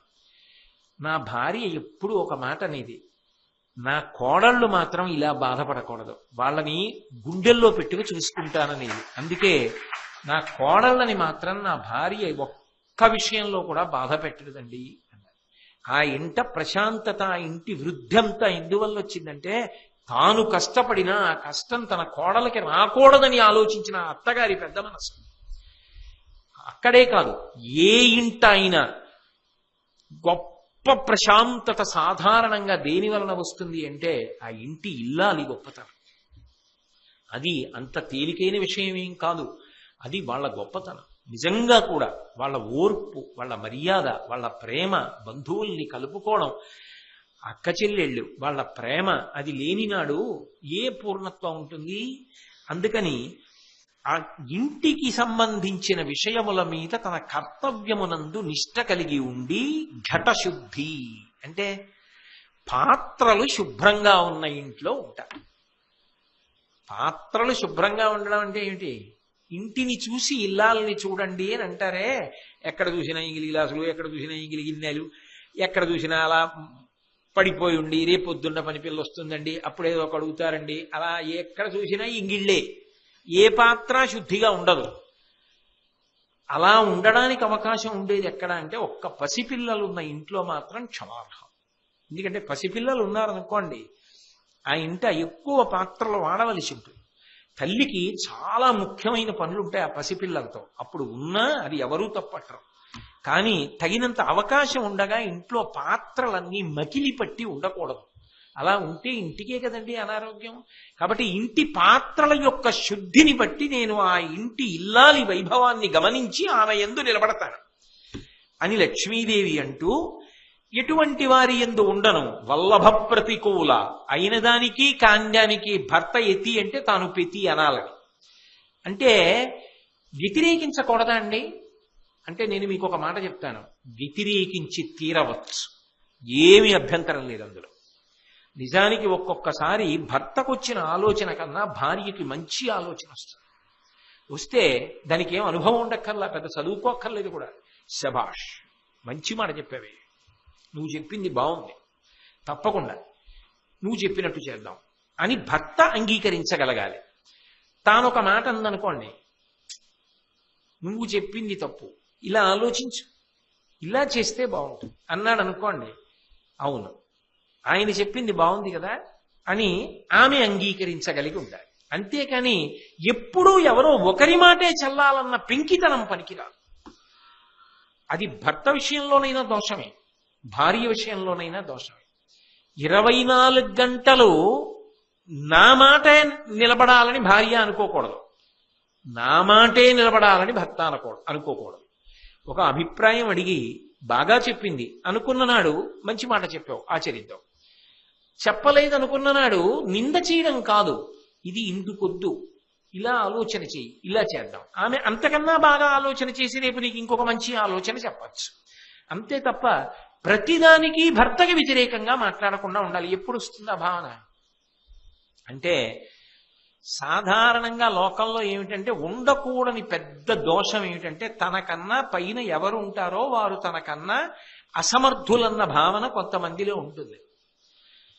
మా నాన్నగారికి ఏం తెలియదండి, ఆయన అమాయకుడు, ఒక భావన. మా గురువు గారికి ఏం తెలుసు, ఆయనకి ఏం తెలియదు. ఇంకా గురువు గారు ఏమిటి నా బుర్ర, మా గురువు గారికి ఏం తెలుసండి, అదో భావన. మా ఆవిడికి ఏం తెలుసు, అదో భావన. మా ఆయనకి ఏం తెలుసు, అదో భావన. మా పై అధికారి ఉన్నాడు అనుకోండి, ఆయనకి ఏం తెలుసండి. ఇంకా నీ పైన ఉన్నవాడు ఎవరికి ఏమీ తెలియదు, ఎక్కడున్నా నీకే తెలుసా అన్ని, ఇంకా ఎవరికి ఏమీ తెలియవు, నీకే తెలుసా. ఒదగడంలో గొప్పతనం ఉంది కదా. మంచినీళ్లు ఎందుకు గొప్పవయ్యాయి, ఏ పాత్రలో పోస్తే ఆ పాత్రలోకి ఆ రూపంలో ఇముడుతాయి. నువ్వెక్కడ కూర్చున్నావో ఆ స్థానంలోకి ఇమిడిపోవాలి, అప్పుడే అందం. ఆ ఇమడలేకపోతే ఇబ్బంది. అయిందానికి ఆయన అన్ని అంతే, ఆయనకి ఏం తెలీదు, ఆయన అలాగే మాట్లాడతారు అన్న మాట ఇటువైపు నుంచి రాకూడదు, అంటే భార్య వైపు నుంచి రాకూడదు. అయిందానికి కాందానికి ప్రతిదానికి భార్యని నింద చేయడం భర్త వైపు నుంచి ఉండకూడదు. కాబట్టి అలా వల్లభ ప్రతికూలురైనటువంటి స్త్రీల యందు నేనుండను. నిష్ఠురాత్మ, నిష్ఠురాలంటే అవతల వారి యందు తప్పు పట్టడానికి నిజంగా వాళ్ళు యోగ్యులేనా, అది వాళ్ళ తప్పు వల్ల జరుగుతోందా ఆ ఇబ్బంది అన్నది ఆలోచించకుండా వాళ్ళ తప్పు ఏముందని తెలిసిండి కూడా వాళ్ళని నింద చేస్తూ ఉండడం, అది అస్సలు అంగీకార యోగ్యము కాదు. నేను ఉండనటువంటి వాళ్ళ దగ్గర లక్ష్మీదేవి. నిష్ఠురాత్మ అంటే ఇది అవతల వారి దోషము కాదు అని తెలిసిండి వారిని నింద చేస్తూ ఉండడం. ఏమిటి ప్రయోజనం దానివల్ల అంటే, అలా ఉండకూడదు సుమా. కోడలు ఉద్యోగము చెయ్యాలి, కోడలు శ్రావణ శుక్రవారాలు అన్నీ చెయ్యాలి, శ్రవణ మంగళారాలు చెయ్యాలి, 150 మంది ముత్తైదువులకి తాంబూలాలు ఇవ్వాలి, పూజలు చెయ్యాలి, 12 కిలోమీటర్లు ప్రయాణం చేసి ఆఫీస్కి వెళ్ళాలి, అక్కడికి వెళ్ళి తిట్లు తిరిగి చెమట్లే తుడుచుకుంటుందా, ఇక్కడ ఇంతమందికి పేరంటాళ్ళకి ఇస్తుందా, అమ్మ నువ్వు 5గురికి ఇచ్చి వెళ్ళవే, నేను ఇస్తాను లేవే బంగారు తల్లి, తెల్లవారకట్ట నేను లేచి నీకు వంటలో సాయం చేస్తాను లేవే అమ్మా అన్న అత్తగారు అవుతుంది. అంతేగాని తన అభిప్రాయం ప్రకారమే మాట్లాడుతూ ఆమెకని సౌకర్యం కాదు, చెయ్యలేదని తెలిసి కూడా ఎందుకు నింద చేస్తావు? నిష్ఠురాత్మ అంటే నేను ఒక ఉదాహరణ చెప్పానంటే, నేను ఎవరినీ ప్రత్యేకంగా ఉద్దేశించి ఈ మాట మాట్లాడటల్లా. కాబట్టి నిష్ఠురాత్మలు ఇలాంటివి మనకి తెల్లవారులేస్తే ఇవే సమస్యలు. చూడండి, పసిపిల్లల తల్లి ఉంటుంది, ఓ పిల్ల అనారోగ్యంతో ఉంటుంది, నువ్వు తలస్నానం చేస్తేనే ఇది చెయ్యాలంటుంది అత్తగారు. ఎవరు చెప్పారు? శాస్త్రం చెప్పింది అలాగా. ఆమెకి ఒంట్లో బాగుండకపోతే పసుపు నీళ్లు తల మీద చల్లుకోవచ్చు. ఎందుకు విన్నావు ఈ పురాణాలన్నీ? ఎందుకు తిరిగావు గురువుగారి దగ్గర? నీ కోడలు తలస్నానం చెయ్యలేదు అని నీకు తెలిసినప్పుడు పసుపు నీళ్లు చల్లుకో అని ఎందుకు చెప్పాలి ఆ కోడలకి? అప్పుడు ఇంకెందుకు గురువుగారి చుట్టూ తిరగడం? ఎందుకు ఉపన్యాసాలు వినడం? ఎందుకు పుస్తకాలు చదవడం? ఎందుకు పారాయణలు? నడవడి చేత నిరూపణం కావాలి నువ్వు చేసే పనులు. నిష్ఠురాత్మ. అవకాశం శాస్త్రం ఇచ్చినప్పుడు, పిల్ల బాధపడుతున్నప్పుడు నువ్వెందుకు దాన్ని మినహాయింపును ఉపయోగించవు? అలా ఉపయోగించకుండా అవతల వారు కష్టపడినా నా మాటే చెల్లాలంటే నిష్ఠురమైన మనస్సు. అక్కడ నేను ఉండను అంది లక్ష్మీదేవి. అంటే నిజానికి లక్ష్మీదేవి ఉండాలంటే మనం చక్కదిద్దుకుంటే మనమే ఆవిడ తప్పకుండా వస్తుంది. సుమాని భీష్మాచార్యుల వారి యొక్క ఉవాచ. మీరు ఒకటి బాగా గుర్తుపెట్టుకోవాలి, ఆయన చెప్పాడు కాబట్టి నేను చెప్తున్నాను, కానీ నా మనసులో ఎవరూ లేరు ఇవి చెప్తున్నప్పుడు. కాబట్టి అన్యమందిరగామిని, ఎప్పుడు ఇంటికి తాళం వేసి ఎక్కడికో వెళ్ళిపోవాలి, తన ఇంట్లో తానుందామని అనుకోకపోవడం. ఇంకా అంతకన్నా నీ వ్యాఖ్యానం చేయి. అధిక నిద్ర అయిన మానిని, ఎప్పుడూ నిద్రే, ఎప్పుడూ పడుకోవడమే. ఇంకా నాకు దానికి వ్యాఖ్యానాలు వద్దు. కాబట్టి దొరకదు, నేను వదిలిపెట్టేస్తాను, అలాంటి చోట ఉండను అంది లక్ష్మీదేవి. అబ్జనీతటాక తరుషండ పుష్పవాటముల నిలుతూ, బాగా తామర పూలు విరిసినటువంటి కోనేరు ఉందనుకోండి, అక్కడ నేను ఉంటాను. పువ్వులు పూసిన చెట్లుంటే అందులో నేనున్నాను. నేను నా ప్రవచన ప్రారంభంలోనే మీకు లక్ష్మి అంటే ఎలా ఉంటుందో చెప్పాగా. ఆకుపచ్చని ఆకులతో ఉన్న చెట్లలో నేనున్నాను, అవన్నీ లక్ష్మియే అని లక్ష్మీదేవి చెప్పిందయా ధర్మరాజా. కాబట్టి నీకు లక్ష్మీ కటాక్షము కావాలంటే ఆమె ఎలా ఉంటే అనుగ్రహిస్తుందో అలా ఉండడానికి ప్రయత్నం చెయ్యి అని భీష్మాచార్యుల వారు చెప్పారు. చెప్పి వేరొక వృత్తాంతాన్ని చెప్తున్నారు.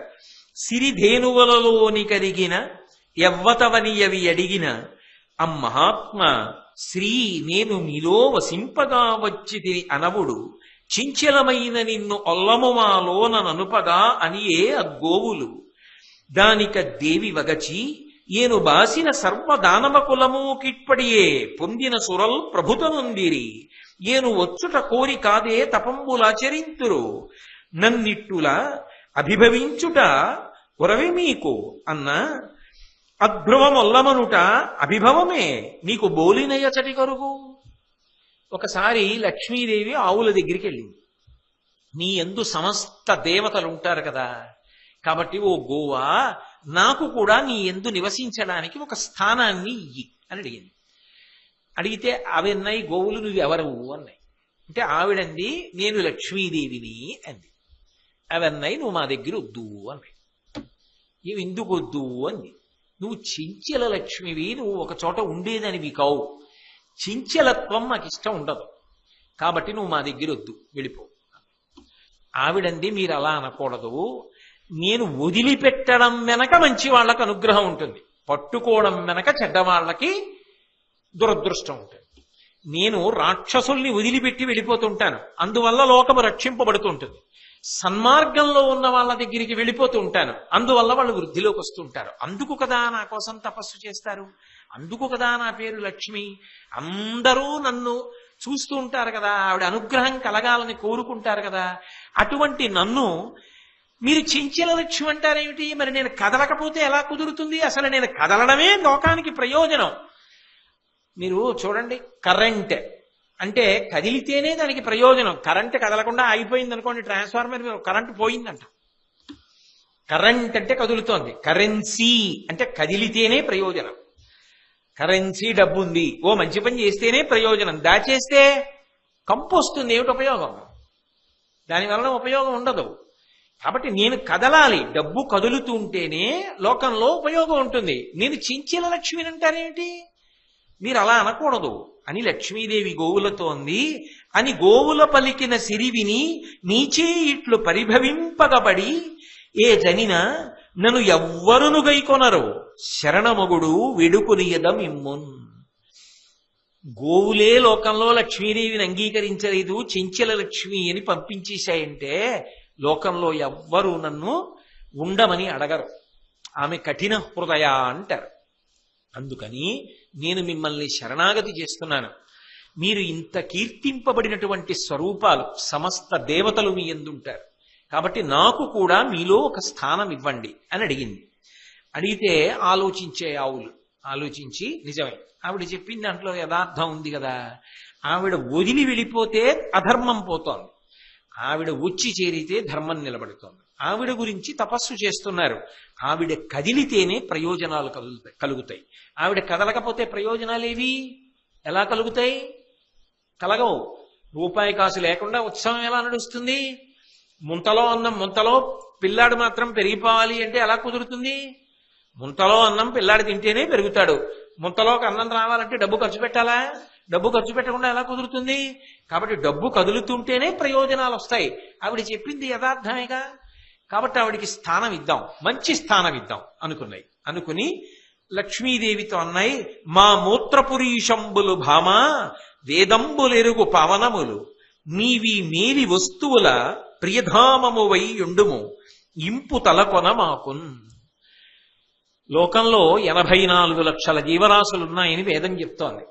83,99,999 ప్రాణుల యొక్క మలమూత్రములు దుర్వాసనా భూయిష్టములు.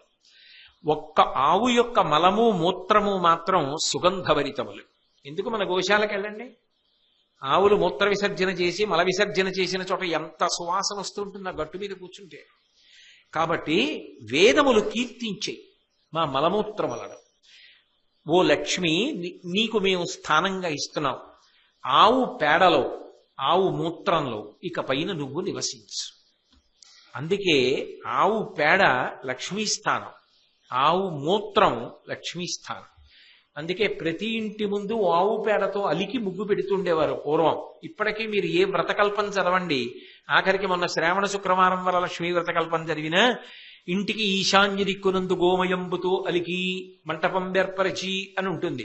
భూమిని శుద్ధి చెయ్యాలి అంటే గోమయంతోనే అలుకుతారు. అలా గోమయంతో అలికితే అప్పుడు ఆ భూమి శుద్ధి అవుతుంది. అంటే గోమయానికి ఆ శక్తి ఉంది. ఆ శక్తి ఎందుకు వచ్చింది అంటే ఆ గోవులు లక్ష్మీదేవి గోమయంలోకి అంటే పేడలోకి ఆ గోమూత్రంలోకి ప్రవేశించడానికి అవకాశాన్ని కల్పించాయి కనుక. కాబట్టి నువ్వు మా మలమూత్రములలోకి రమ్మని ఆహ్వానించాయి. ఆ తర్వాత ఒకప్పుడు కామధేను అంటే ఈ గోసంతానమునకంతటికీ కూడా ఆమె తల్లి. ఆ కామధేను ఒకసారి చతుర్ముఖ బ్రహ్మగారి గురించి తపస్సు చేసింది. సురభి తపముసేయ సరసజాసనుడు ప్రత్యక్షమై మనోరథంబు చెప్పు ఇచ్చు కౌతుకమున వచ్చి తిని అనవుడు ఇట్టులని అది మహీషవర్య. ఒకప్పుడు కామధేనువు చేసిన తపస్సుకు మెచ్చి చతుర్ముఖ బ్రహ్మగారు వచ్చాడు. వచ్చి నీకేం కావాలి చెప్పు కామధేనువా, ఇంత గొప్ప తపస్సు చేశావు, నేను ఇస్తాను అన్నాడు. ఆ కామధేను అంది, నాకేం కోరిక లేదు, నేను తపస్సు చేశాను ఊరికనై కూర్చోకుండా.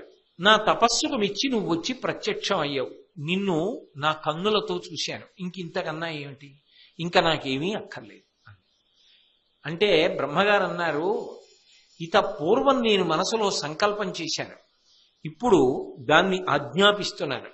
నా లోకం సత్యలోకం, నా సత్యలోకం కన్నా కూడా పైన గోలోకం ఉంటుంది, అక్కడ ఉంటాయి గోవులన్నీ. కాబట్టి సత్యలోకం కన్నా పైన గోలోకాన్ని ఏర్పాటు చేస్తున్నాను, ఇంత గొప్ప వరాన్ని మీకు ఇస్తున్నానని కామధేనువుకి ఇచ్చాడు. అది గోవుల యొక్క గొప్పతనం అని భీష్మాచార్యుల వారు అన్నాడు. గో విషయ వాక్య పఠనము శ్రవణము సంశ్రవణములు ధరావర ఆయు శ్రీ విభవ కీర్తి సుగతి సమావహములు తత్పరుండు వగు మిక్కథలన్. నువ్వు ధర్మరాజా ఒక్క విషయాన్ని తెలుసుకో, మనిషి ఆయుర్దాయాన్ని పొందడానికి, సంపదని పొందడానికి, అభివృద్ధిని పొందడానికి, కీర్తిని పొందడానికి తరచుగా దేని గురించి మాట్లాడుకుంటూ ఉండాలి అంటే గోవు గురించి మాట్లాడుకుంటూ ఉండాలి. గోవు గురించి మాట్లాడడం, గోవు గురించి వినడం, ఆవు ఉన్న చోట ఉండడం, ఆవుని చూస్తూ ఉండడం, ఇవన్నీ కూడా గొప్ప అదృష్టహేతువులు. కాబట్టి ప్రయత్నపూర్వకంగా ధర్మరాజా ఆవుల గురించి వినే ప్రయత్నం చేస్తూ ఉండు.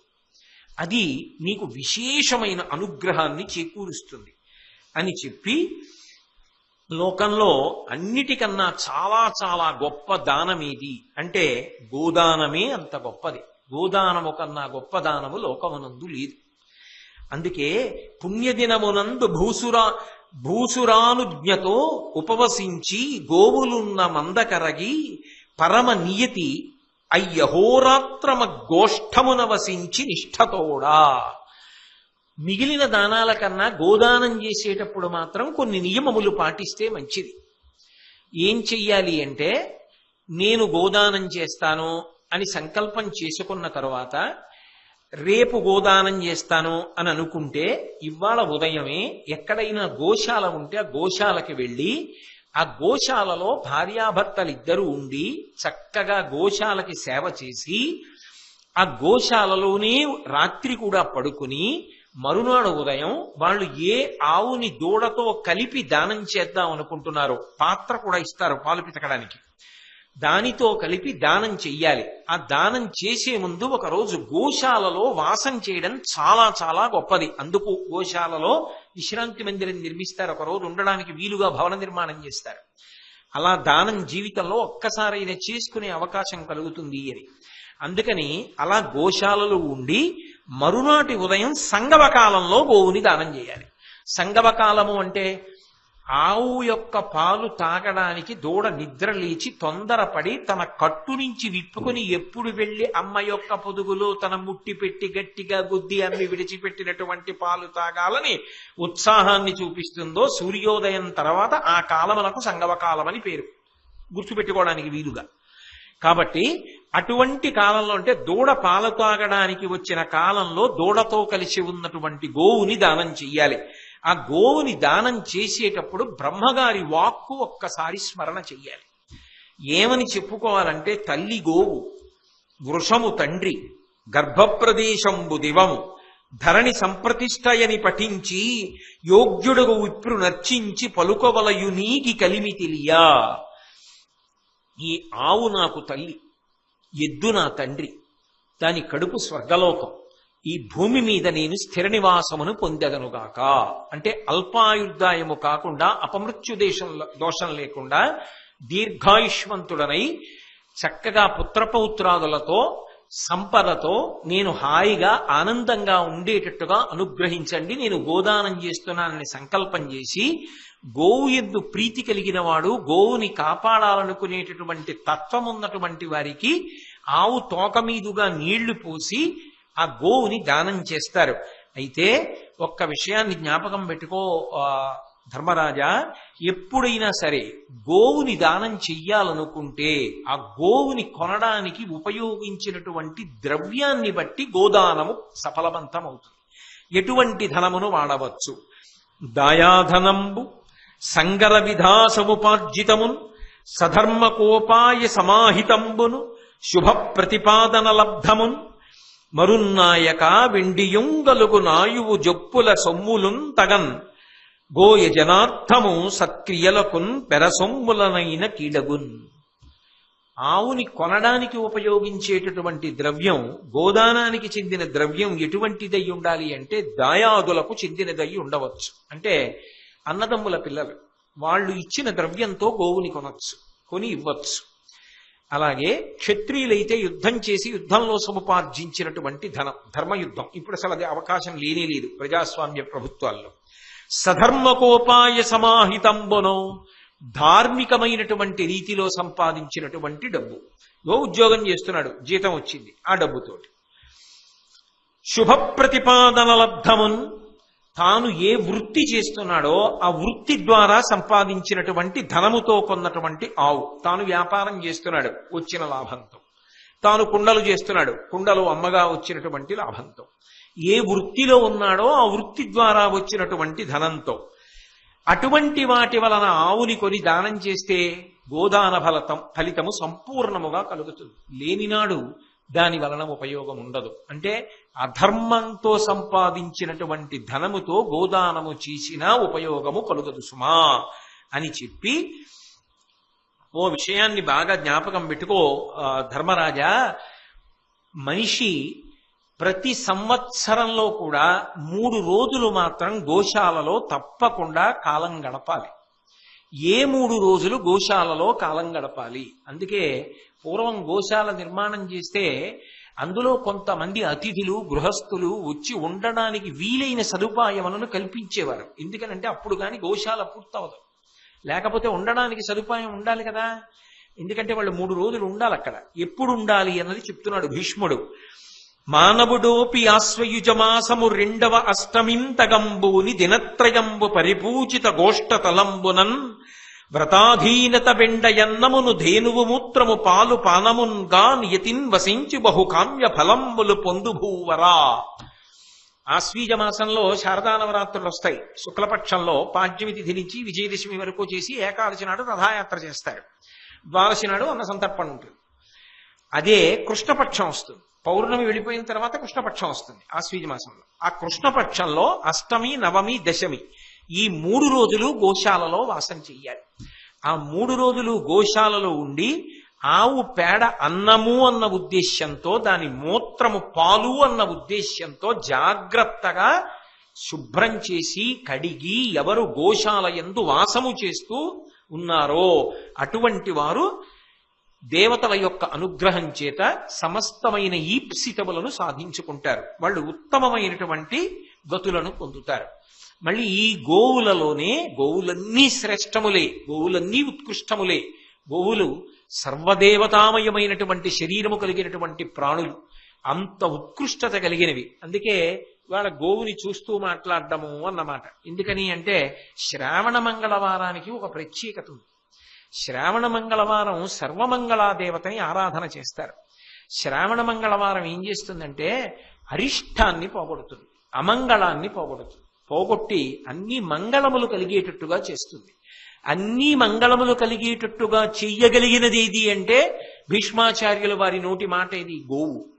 దాన్ని స్మరిస్తే చాలు, దాన్ని చూస్తే చాలు, దానికి ప్రదక్షిణం చేస్తే చాలు, దాని గురించి వింటే చాలు.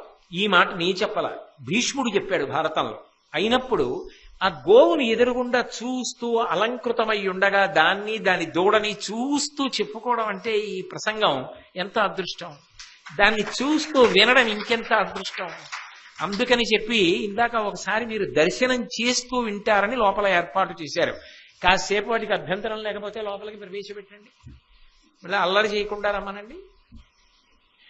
ఆ గోవులన్నీ గొప్పవే, కానీ మళ్ళీ గోవులలో కొన్ని చాలా ఉత్కృష్టమయ్యే. ఏవి అంటే ఒకప్పుడు ఏతించి నిభృతిమై ఈశ్వరు చరణాంబుజములకు ఎరిగి హస్తములు ముగిచి అమృతశక్తుడవైతి వఖిలేశ గోవులకెంగిలి లేదు ఇందుడెట్టులమృతమొసగునట్టుల గోవులసగు దుగ్ధంబుల తద్వత్స పీత దుగ్ధంబు శుచియ కాన కోపము దక్కి కరుణింపుమని ఒక్క కమనీయ వృషభంబు కప్పమిచ్చే శివుడు ప్రియమంది దాని కేతువును వాహనంబుగా చేసి సకల జనంబు నెలమి వృషభకేతుడను నామంబును వృషభ వాహనుండనియు పేర్కొనగా ఒప్పియుండెనధిపా. ఒకప్పుడు పరమశివుడు హిమాలయ పర్వత ప్రాంతంలో కూర్చుని తపస్సు చేస్తున్నాడు. నిన్నటి రోజున విన్నారుగా, ఆయన ఎవరి కోసం తపస్సు అంటే లోక కళ్యాణం కోసం, అందరూ బాగుండాలని తపస్సు చేస్తున్నాడు. అలా తపస్సు చేసుకుంటూ ఆయన కన్నులు మూసుకుని లోపల తనలో తాను రమిస్తున్నాడు. ఆ సమయంలో అక్కడ ఒక ఆవు వచ్చి నిలబడింది. దాని దూడ వెళ్ళి దాని పొదుగులో ముట్టి పెట్టి గుద్ది పాలు తాగుతోంది. పాలు తాగుతుంటే దాని దవడ చివర నుంచి నురుగు ఒకటి ఎగిరి వెళ్ళి పరమశివుని యొక్క శిరస్సు మీద పడింది. ఆపాటి స్పర్శకి ఆయన ఎందుకో బహిర్ముఖుడయ్యాడు. బహిర్ముఖుడై ఎవర్రా ఇక్కడ ఇలా అంబా నరుస్తూ నా చుట్టూ తిరుగుతూ అమ్మ పాలు తాగుతూ ఆ నురుగు నా మీద పడింది, నురుగు అసహ్యం కదా, పైగా ఎంగిలి కదా అన్నట్టు తట్టుగా ఆయనకి తెలియదా అంటే తెలుసు, ఆయన ఏదో లోకానికి అనుగ్రహం చెయ్యాలనుకుంటున్నాడు అని కోపంతో కొంచెం కళ్ళు ఎర్రపడగా ఆయన ఇలా చూశాడు. చూసి మూడవ నేత్రాన్ని తెరిచాడు. గోవు కదూ అది తట్టుకుంది. అందులోంచి ఎర్రటి కాంతి వెళ్ళి గోవు శరీరం మీద పడింది. అవి ఏమైపోలేదు. అందుకే ఇప్పటికీ విగ్రహానికి ప్రతిష్ఠ చేయగానే, ప్రాణప్రతిష్ఠ చేయగానే ముందు గోవుని పెడతారు. అది తట్టుకుంటుంది ఆ శక్తిని. దానికి సహజంగా శరీరంలో ఆ శక్తి ఉంటుంది. కాబట్టి ఆ గోవు తట్టుకుంది. మిగిలినవి పరిగెత్తుకుంటూ అటు ఇటు వెళ్ళిపోయి, ఏ ఆవుల మీద శివదృష్టి పడిందో ఆ ఆవులు ఎరుపు రంగు పొంది అవి కపిల గోవులు అని పిలువబడ్డాయి. అంటే పూర్తిగా ఎరుపు రంగు అయితే కపిల గోవు అనరం. మళ్ళీ అది మీకు నేను ఖచ్చితంగా చెప్పాలి అంటే చూడండి, ఏనుగు మీద నెత్తురు పోశారనుకోండి. ఎందుకని అంటే కపిలో గజకర్ణక లంబోదరశ్చ వికటో విఘ్నరాజో గణాధిప అని పేరు. ఆ మాట నేను ఎందుకంటున్నానంటే, ఏనుగు మీద నెత్తురు అన్న మాట ఎందుకు వాడానంటే, విఘ్నేశ్వరుడికి ఓ నామం ఉంది కపిలహ అని. కపిలహ అని నామం ఎందుకు వచ్చిందంటే, ఆయన అరణ్యంలో గజాసురుడితో యుద్ధం చేశాడు. గజాసురుడు అంటే ఏనుగు రూపంలో ఉంటాడు. ఆయన్ని చంపాడు. అప్పుడు ఆయన నెత్తురు ఏనుగు మీద పడిపోతుందా? పడిపోదా? పడిపోతే ఆ ఏనుగు మీద నెత్తురు పడినప్పుడు ఏ రంగు వచ్చిందో అరణ్యంలో రక్తం ప్రవహించి ఒంటి మీద పడి అటువంటి రంగు విఘ్నేశ్వరుడి మీద ప్రతిఫలించింది. ఇప్పుడు కపిలహ అని పేరు పొందాడు.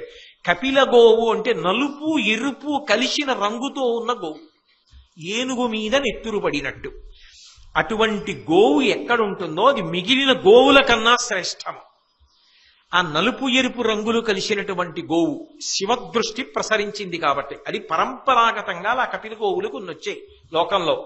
అటువంటి కపిల గోవు ఎక్కడైనా ఉంటే చాలా చాలా గొప్పది సుమా. గొప్పదే కాదు, దాని ఎందుకు లక్షణం ఉన్నది. మీరు ఏదైనా చాలా గొప్ప కార్యం చేస్తున్నారనుకోండి, మీ ఎదురుగుండా లేకపోవచ్చు, కానీ ఒక్కసారి కళ్ళు మూసుకుని అటువంటి కపిల గోవుని స్మరించారనుకోండి, కపిల గోవుని స్మరిస్తే మీరు చేస్తున్న పని సఫలీకృతమవుతుంది, అనుగ్రహింపబడతారు అని శాస్త్రవాక్కు. ఎందుచేత అంటే నేను ఏ ప్రమాణంతో చెప్తున్నానంటే, పెళ్లిలో తలంబ్రాలు పోసుకోవడం అని ఒక తంతు ఉంటుంది. 3 మాటలు సమంత్రకం, ఆ తర్వాత వేడుక.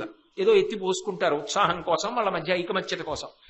3 మాటలు పోసుకునేటప్పుడు చాలా అడుగుతారు. పుష్టిరస్తు, శాంతిరస్తు, తుష్టిరస్తు, ఆరోగ్యమస్తు, ఐశ్వర్యమస్తు, ఎన్నో అడిగి మాకు ఐశ్వర్యము కలగాలి, యజ్ఞములు చెయ్యాలి, సంతానము కలగాలి, ఇవన్నీ అడుగుతారు.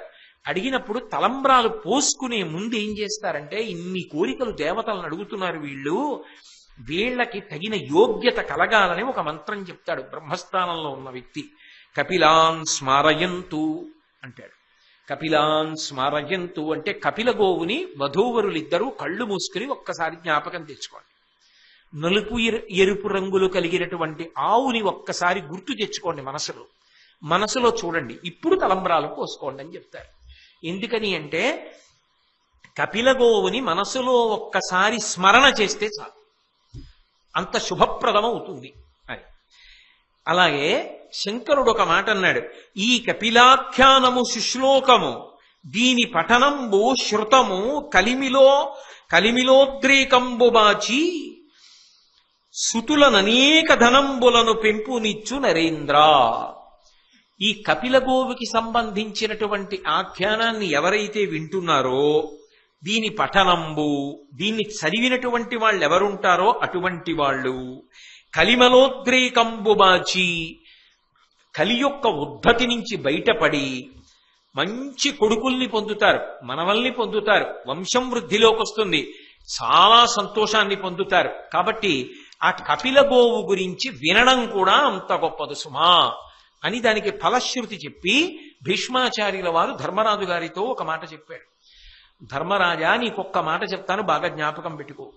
విను గోవులను ప్రభాతంబున తలచుట, తద్గుణములు ఒగడుట, భక్తిం కనుగొనుట అధిక పుణ్యములని ఎరింగించు జనములకు ఆగమ ఫణితుల్. ఆగమములు తెలుసున్న వాళ్ళు, విద్వాంసులైనటువంటి వాళ్ళు లోకంలో ఒక మాట చెప్తూ ఉంటారయ్యా, బాగా జ్ఞాపకం పెట్టుకో. గోవులను ప్రభాతంబున తలచుట, నిద్ర లేచేటప్పుడు ఒక్కసారి ఆవుని గుర్తు తెచ్చుకోవడం, మనసులో స్మరణ చెయ్యడం. లేదు, మన అదృష్టం బాగుంటే లేవగానే ఇంట్లో కనపడేటట్టుగా ఓ ఆవు ఉండడం. లేదు, మన వీధిలో ఆవు తిరిగితే అంతకన్నా అదృష్టం, మనం పెంచకపోయినా పొలి వీధిలో తిరుగుతాం. కాబట్టి గోవులను ప్రభాతంబున తలచుట తద్గుణములు ఒగడుట, ఆ గోవు ఎంత గొప్పది అన్నది ఓసారి దంపతులు మాట్లాడుకోవడం, ఏదో మంచి గుణం గురించి గోవు గురించి మాట్లాడుకోవడం. పోయి ఏమీ మాట్లాడకపోయినా నిన్న నువ్వు ఆవు వచ్చింది, ఆవులు ఏమైనా వచ్చాయేంటి ఇంటి ముందుకి, ఏమైనా పెట్టావా అని ఓసారి ఏదో స్మరించడం గోవుని. భక్తిం కనుగొనుట అధిక పుణ్యములని ఎరిగించు జనములకు ఆగమ ఫణితుల్, దాన్ని ఒకసారి చూడ్డం, భక్తితో నమస్కారం చేయడం, వీలైతే కాస్త పసుపు రాయడం, ఓ బొట్టెట్టడం, దానికి కాస్త గడ్డి పెట్టడం, ఇటువంటివన్నీ కూడా ఎంతో గొప్పవని, చాలా గొప్ప పుణ్యాన్ని ఇస్తాయని ఆగమ పండితులు, విద్వాంసులైనటువంటి వాళ్ళు చెప్తున్నారు ధర్మరాజా. అందుకని ఇది అలవాటు చేసుకో జీవితంలో, రోజు గోవులను స్మరణ చెయ్యి అని. గోలోకమనేటటువంటిది సామాన్యమైన విషయం కాదయా. ఎవరు గోదానం చేస్తారో, ఇందాక చెప్పానే, అలా సశాస్త్రీయ గోదానం చేసిన వాళ్ళు గోలోకాన్ని చేరుకుంటారు. అది ఎలా ఉంటుందో తెలుసా? వినుమయ్యడ కాలక్రమమును దప్పియు రోగములను ముదిమియు లేవు, అవినుత స్థానంబు అవ్యయమును కేవల సార సంప్రమోదకరంబున్. ఆ గో లోకం ఏదైతే ఉందో ఆ లోకంలో కాలము యొక్క గతి ఉండదు. అంటే సూర్యోదయం సూర్యాస్తమయం కాలం గడిచిపోతూ ఉండడం అవన్నీ ఏం ఉండవు. ఎప్పుడూ కాలము ఒకటిగా నిలబడిపోయి ఉంటుంది అక్కడ. అందుకే అక్కడ వృద్ధాప్యాన్ని పొందడం, లేకపోతే రోగభూయిష్టం అవడం శరీరం, ఇలాంటివేం ఉండవు. ఆ లోకాన్ని చేరిన వాళ్ళు దాహాన్ని పొందరు, ఆ లోకాన్ని చేరిన వాళ్ళు రోగములు పొందరు. అక్కడ కాలము కదలదు కనుక వృద్ధాప్యం ఉండదు. ఉండకుండా అది చాలా గొప్ప స్థానముగా శాస్త్రములు నిర్ణయించాయి. సశాస్త్రీయ గోదానము చేసిన వాళ్ళు, గోసేవ చేసిన వాళ్ళు అటువంటి స్థానమునకు చేరుకుంటారు గోలోకానికి. అంతేకాదు, గోదానము చెయ్యకపోయినా కొంతమంది గోలోకాన్ని చేరుతారు. ఎవరు చేరుతారో తెలుసా? గురు శుశ్రూషకులును. గురువుగారి యొక్క శుశ్రూష చేసిన వాళ్ళు. గురువుగారి శుశ్రూష అంటే నిజానికి ఉత్తముడైనటువంటి గురువు శుశ్రూష చేయడానికి అవకాశం ఇవ్వడం, అది పెద్ద సమస్య. ఎందుకంటే భగవాన్ రమణులు ఒకసారి కూర్చున్నారు, ఓ హైకోర్టు జడ్జి గారు వచ్చారు ఆయన దగ్గరికి. ఆయన కాళ్ళు పడుతున్నారు, రమణ మహర్షి కాళ్ళు. ఆయన గమనించలేదు 2 నిమిషాలు. ఆ తర్వాత చూసి ఎందుకండి వాటిని పడుతున్నారన్నారు. ఆయన శరీరాన్ని వేరుగా చెప్పేవారు, ఎందుకండి వాటిని పడుతున్నారన్నారు. అయ్యో మీ కాళ్ళు పడితే పుణ్యం కదా అన్నారు. ఓ అలాగా, ఒక్కసారి ఆగండి అని ఆయనే పట్టుకోవడం మొదలెట్టారు. అదేంటి మీరే పట్టుకుంటున్నారు అన్నారు ఆయన. మరి నాకు మాత్రం పుణ్యం వద్దు అన్నారు. అసలు సద్గురువు అలా సేవలవి చేయించుకోవడానికి ఇష్టపడడు. సద్గురువు మనసులోకి ప్రవేశించడం, ఆయనకి ఏమైనా సేవ చెయ్యడం అంటే అది మాటలు కాదు, అది ఏదో ఎన్ని కోట్ల జన్మల అదృష్టవశాత్తు లభిస్తుంది. ఒక కొడుకు కన్నా పై స్థాయికి వెళ్ళిపోతాడు, ఆంతరంగికుడు అయిపోయి మనసులో చేరి గురువుగారికి ఏ అవసరం వచ్చినా ఆయనే జ్ఞాపకానికి వస్తుంటాడు, ఆయన పిలుస్తూ ఉంటాడు. అలా గురు శుశ్రూష చేసిన వాళ్ళు ఎవరు ఉంటారో వాళ్ళు గోలోకమును చేరుతున్నారు. అలాగే సత్యరతులు, ఎప్పుడు సత్యాన్ని మాట్లాడేవారు. శమదమ వినిర్మలాత్ములు, ఇంద్రియ నిగ్రహాన్ని పొందిన వాళ్ళు, మనోనిగ్రహాన్ని పొందిన వాళ్ళు. దుర్భక్ష్యరతులును, దుర్మార్గమైన ఆహారమును ఎప్పుడు తినకుండా శౌచాన్ని పాటించేవాళ్ళు. నిల్తురు అనుత్తరమగు నన్న చోట గోప్రదాన పరులతో, ఆ ఉత్తమమైనటువంటి ప్రదేశంలో గోదానం చేసిన వాళ్లతో కలిసి వీళ్ళందరూ కూడా ఆ ప్రదేశంలో, అంటే ఆ గోలోకంలో ఇందాక చెప్పినటువంటి ఆ గురు శుశ్రూషా తత్పరులైన వాళ్ళు, నిరంతరము సత్యమును పలికేటటువంటి వాళ్ళు, మనోనిగ్రహం ఉన్నవాళ్ళు, ఇంద్రియ నిగ్రహం ఉన్నవాళ్ళు, ఎప్పుడూ కూడా శుద్ధమైన ఆహారమును స్వీకరించేటటువంటి వాళ్ళు గోదానము చేసే వారితో కలిసి గోలోకమునందు వాసం చేస్తుంటారు. కాబట్టి గురు శుశ్రూషకులను, సత్యరతులు, శమదమ వినిర్మలాత్ములు, దుర్భక్షరతులను, నిల్తురు అనుత్తరమగు అనచ్చోట గోప్రదాన పరులతో, అటువంటి ఆ గోదానం చేసే వాళ్లతో కలిసి ఎప్పుడూ కూడా ఉంటూ ఉంటారు అని చెప్పి, గోదానం కన్నా గొప్పదానం ఇంకా లోకంలో లేదు సుమా ధర్మరాజా, ఈ విషయాన్ని జ్ఞాపకం పెట్టుకో. ఇంతకన్నా గొప్పదానం ఉందని చెప్పడం సాధ్యం కాదు అంటూ, విను గోలోకంబును గడచిన లోకము కలుగ దూది చెప్పెదా, పుణ్యంబును గోప్రదాన విధి మిగిలిన ఎట్టిది వచ్చయుండులేదరయంగన్. ఓ వత్స, ఓ ధర్మరాజా, నీకు ఒక పరమ సత్యం చెప్తున్నాను. ఇందులో ఏ విధమైన అనుమానం లేదు. విను, గోలోకంబును గడచిన లోకము కలుగ దూది చెప్పిన పుణ్యంబును గోప్రదాన విధి మిగిలిన ఎట్టిది.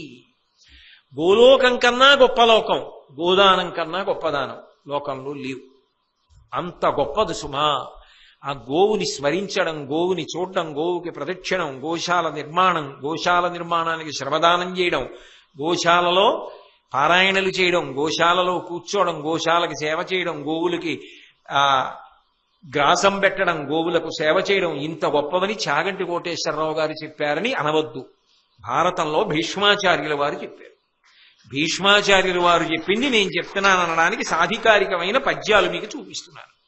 కాబట్టి అంత గొప్పది కనుక గోవు, నీవును అవధానముతో గోవుల మన్నింపు, పాత్రకోటి కొసగు సత్సేవిత, పుణ్యచరిత్రము లా వెరపున బోల విన్ని అయిన కుమారా.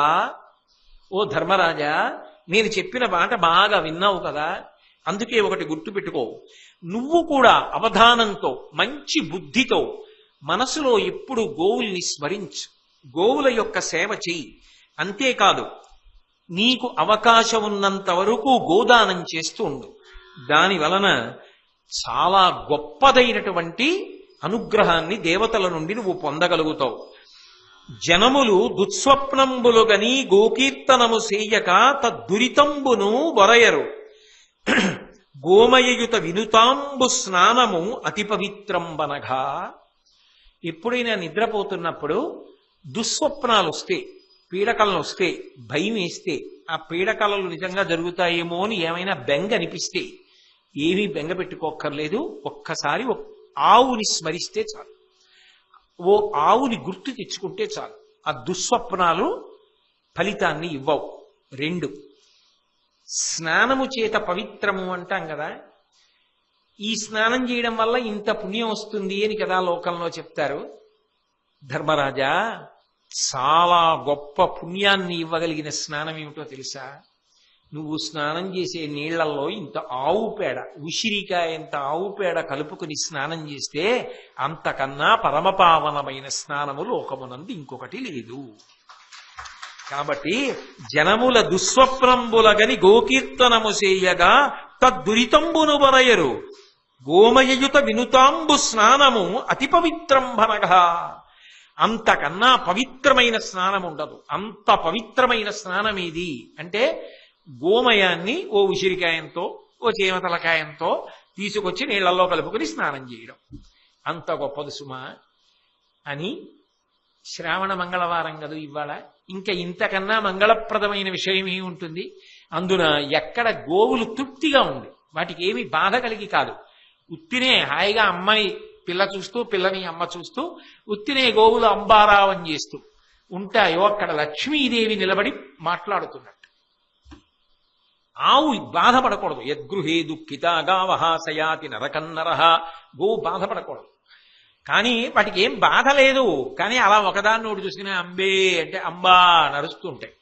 అలా అవి అరుస్తున్న ప్రదేశం ఎక్కడుంటుందో అది లక్ష్మీదేవి యొక్క నివాస స్థానం. అది లక్ష్మీదేవి యొక్క అనుగ్రహమే. కాబట్టి ఇవాళ ఇంత గొప్ప రోజు, శ్రావణ మంగళవారం. కాబట్టి చక్కగా ఎదురుగుండా ఒక ఆవు దూడ ఉండగా, అవి అంబారావం చేస్తుండగా వాటిని చూస్తూ మనం ఈ ఆఖ్యానం చెప్పుకుంటే, లక్ష్మీదేవి గురించి చెప్పుకుంటే శ్రావణ మంగళవారం యొక్క ఫలితాన్ని సిద్ధింప చేసుకున్న వాళ్ళం అవుతామని ఇవాళ ఈ ఆఖ్యానాన్ని స్వీకరించాను. సమయం ఉన్నంత మేర చెప్పగలిగినంత వరకు చెప్పడం జరిగింది. అని అథవా అర్థం చేసుకోవలసిన విషయం ఏమిటంటే, గోసేవ అంత గొప్పది. ప్రత్యేకించి కాకినాడ వాసులు అదృష్టవంతులు. ఇన్ని వందల మంది శ్రమదానం చేసి చెమట పట్టేటట్టుగా ఇటకలు మోసి, ఇసుక మోసి, సిమెంట్ మోసి అంత గొప్ప గోశాల నిర్మాణం చేశారు.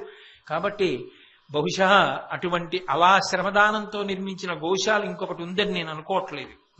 నేను చూసినంత వరకు, నాకు తెలిసినంత వరకు అంత గొప్ప విషయాన్ని ఇవాళ మనం మననం చేసుకునేటటువంటి అదృష్టాన్ని ఇచ్చినటువంటి కృష్ణ పరమాత్మ యొక్క పాదార విందములకు సాంజలిబంధకంగా నమస్కరిస్తూ, మళ్ళీ రేపు సాయంకాలం 7 గంటలకి కలుసుకున్నప్పుడు వేరొక విషయాన్ని పరమేశ్వరుడు పలికించింది పలికిస్తాను.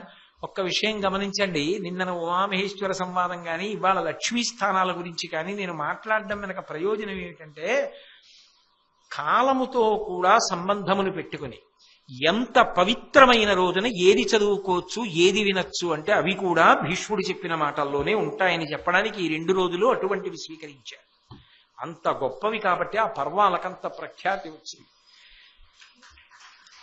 కాబట్టి మనందరం సర్వేశ్వరుడికి నమస్కారం చేద్దాం. మళ్ళీ రేపు 7 గంటలకు కలుసుకున్నప్పుడు మళ్ళీ రేపు ఏది వినడానికి భగవంతుడు మనని యోగ్యులుగా నిర్ణయం చేస్తాడో అది విందాం. మంగళాశాసనపరై మదాచార్య పురోగమై సర్వైశ్చ పూర్వైరాచార్యై సత్కృతాయాస్తు మంగళం. మంగళం కోసలేంద్రాయ మహనీయ గుణాత్మనే చక్రవర్తి తనూజాయ సర్వభౌమాయ మంగళం. ఉమాకాంతాయ కాంతాయ కామితార్థప్రదాయినే శ్రీగిరీశాయ దేవాయ మలినాథాయ మంగళం. సర్వం శ్రీ ఉమామహేశ్వర పరబ్రహ్మార్పణమస్తు.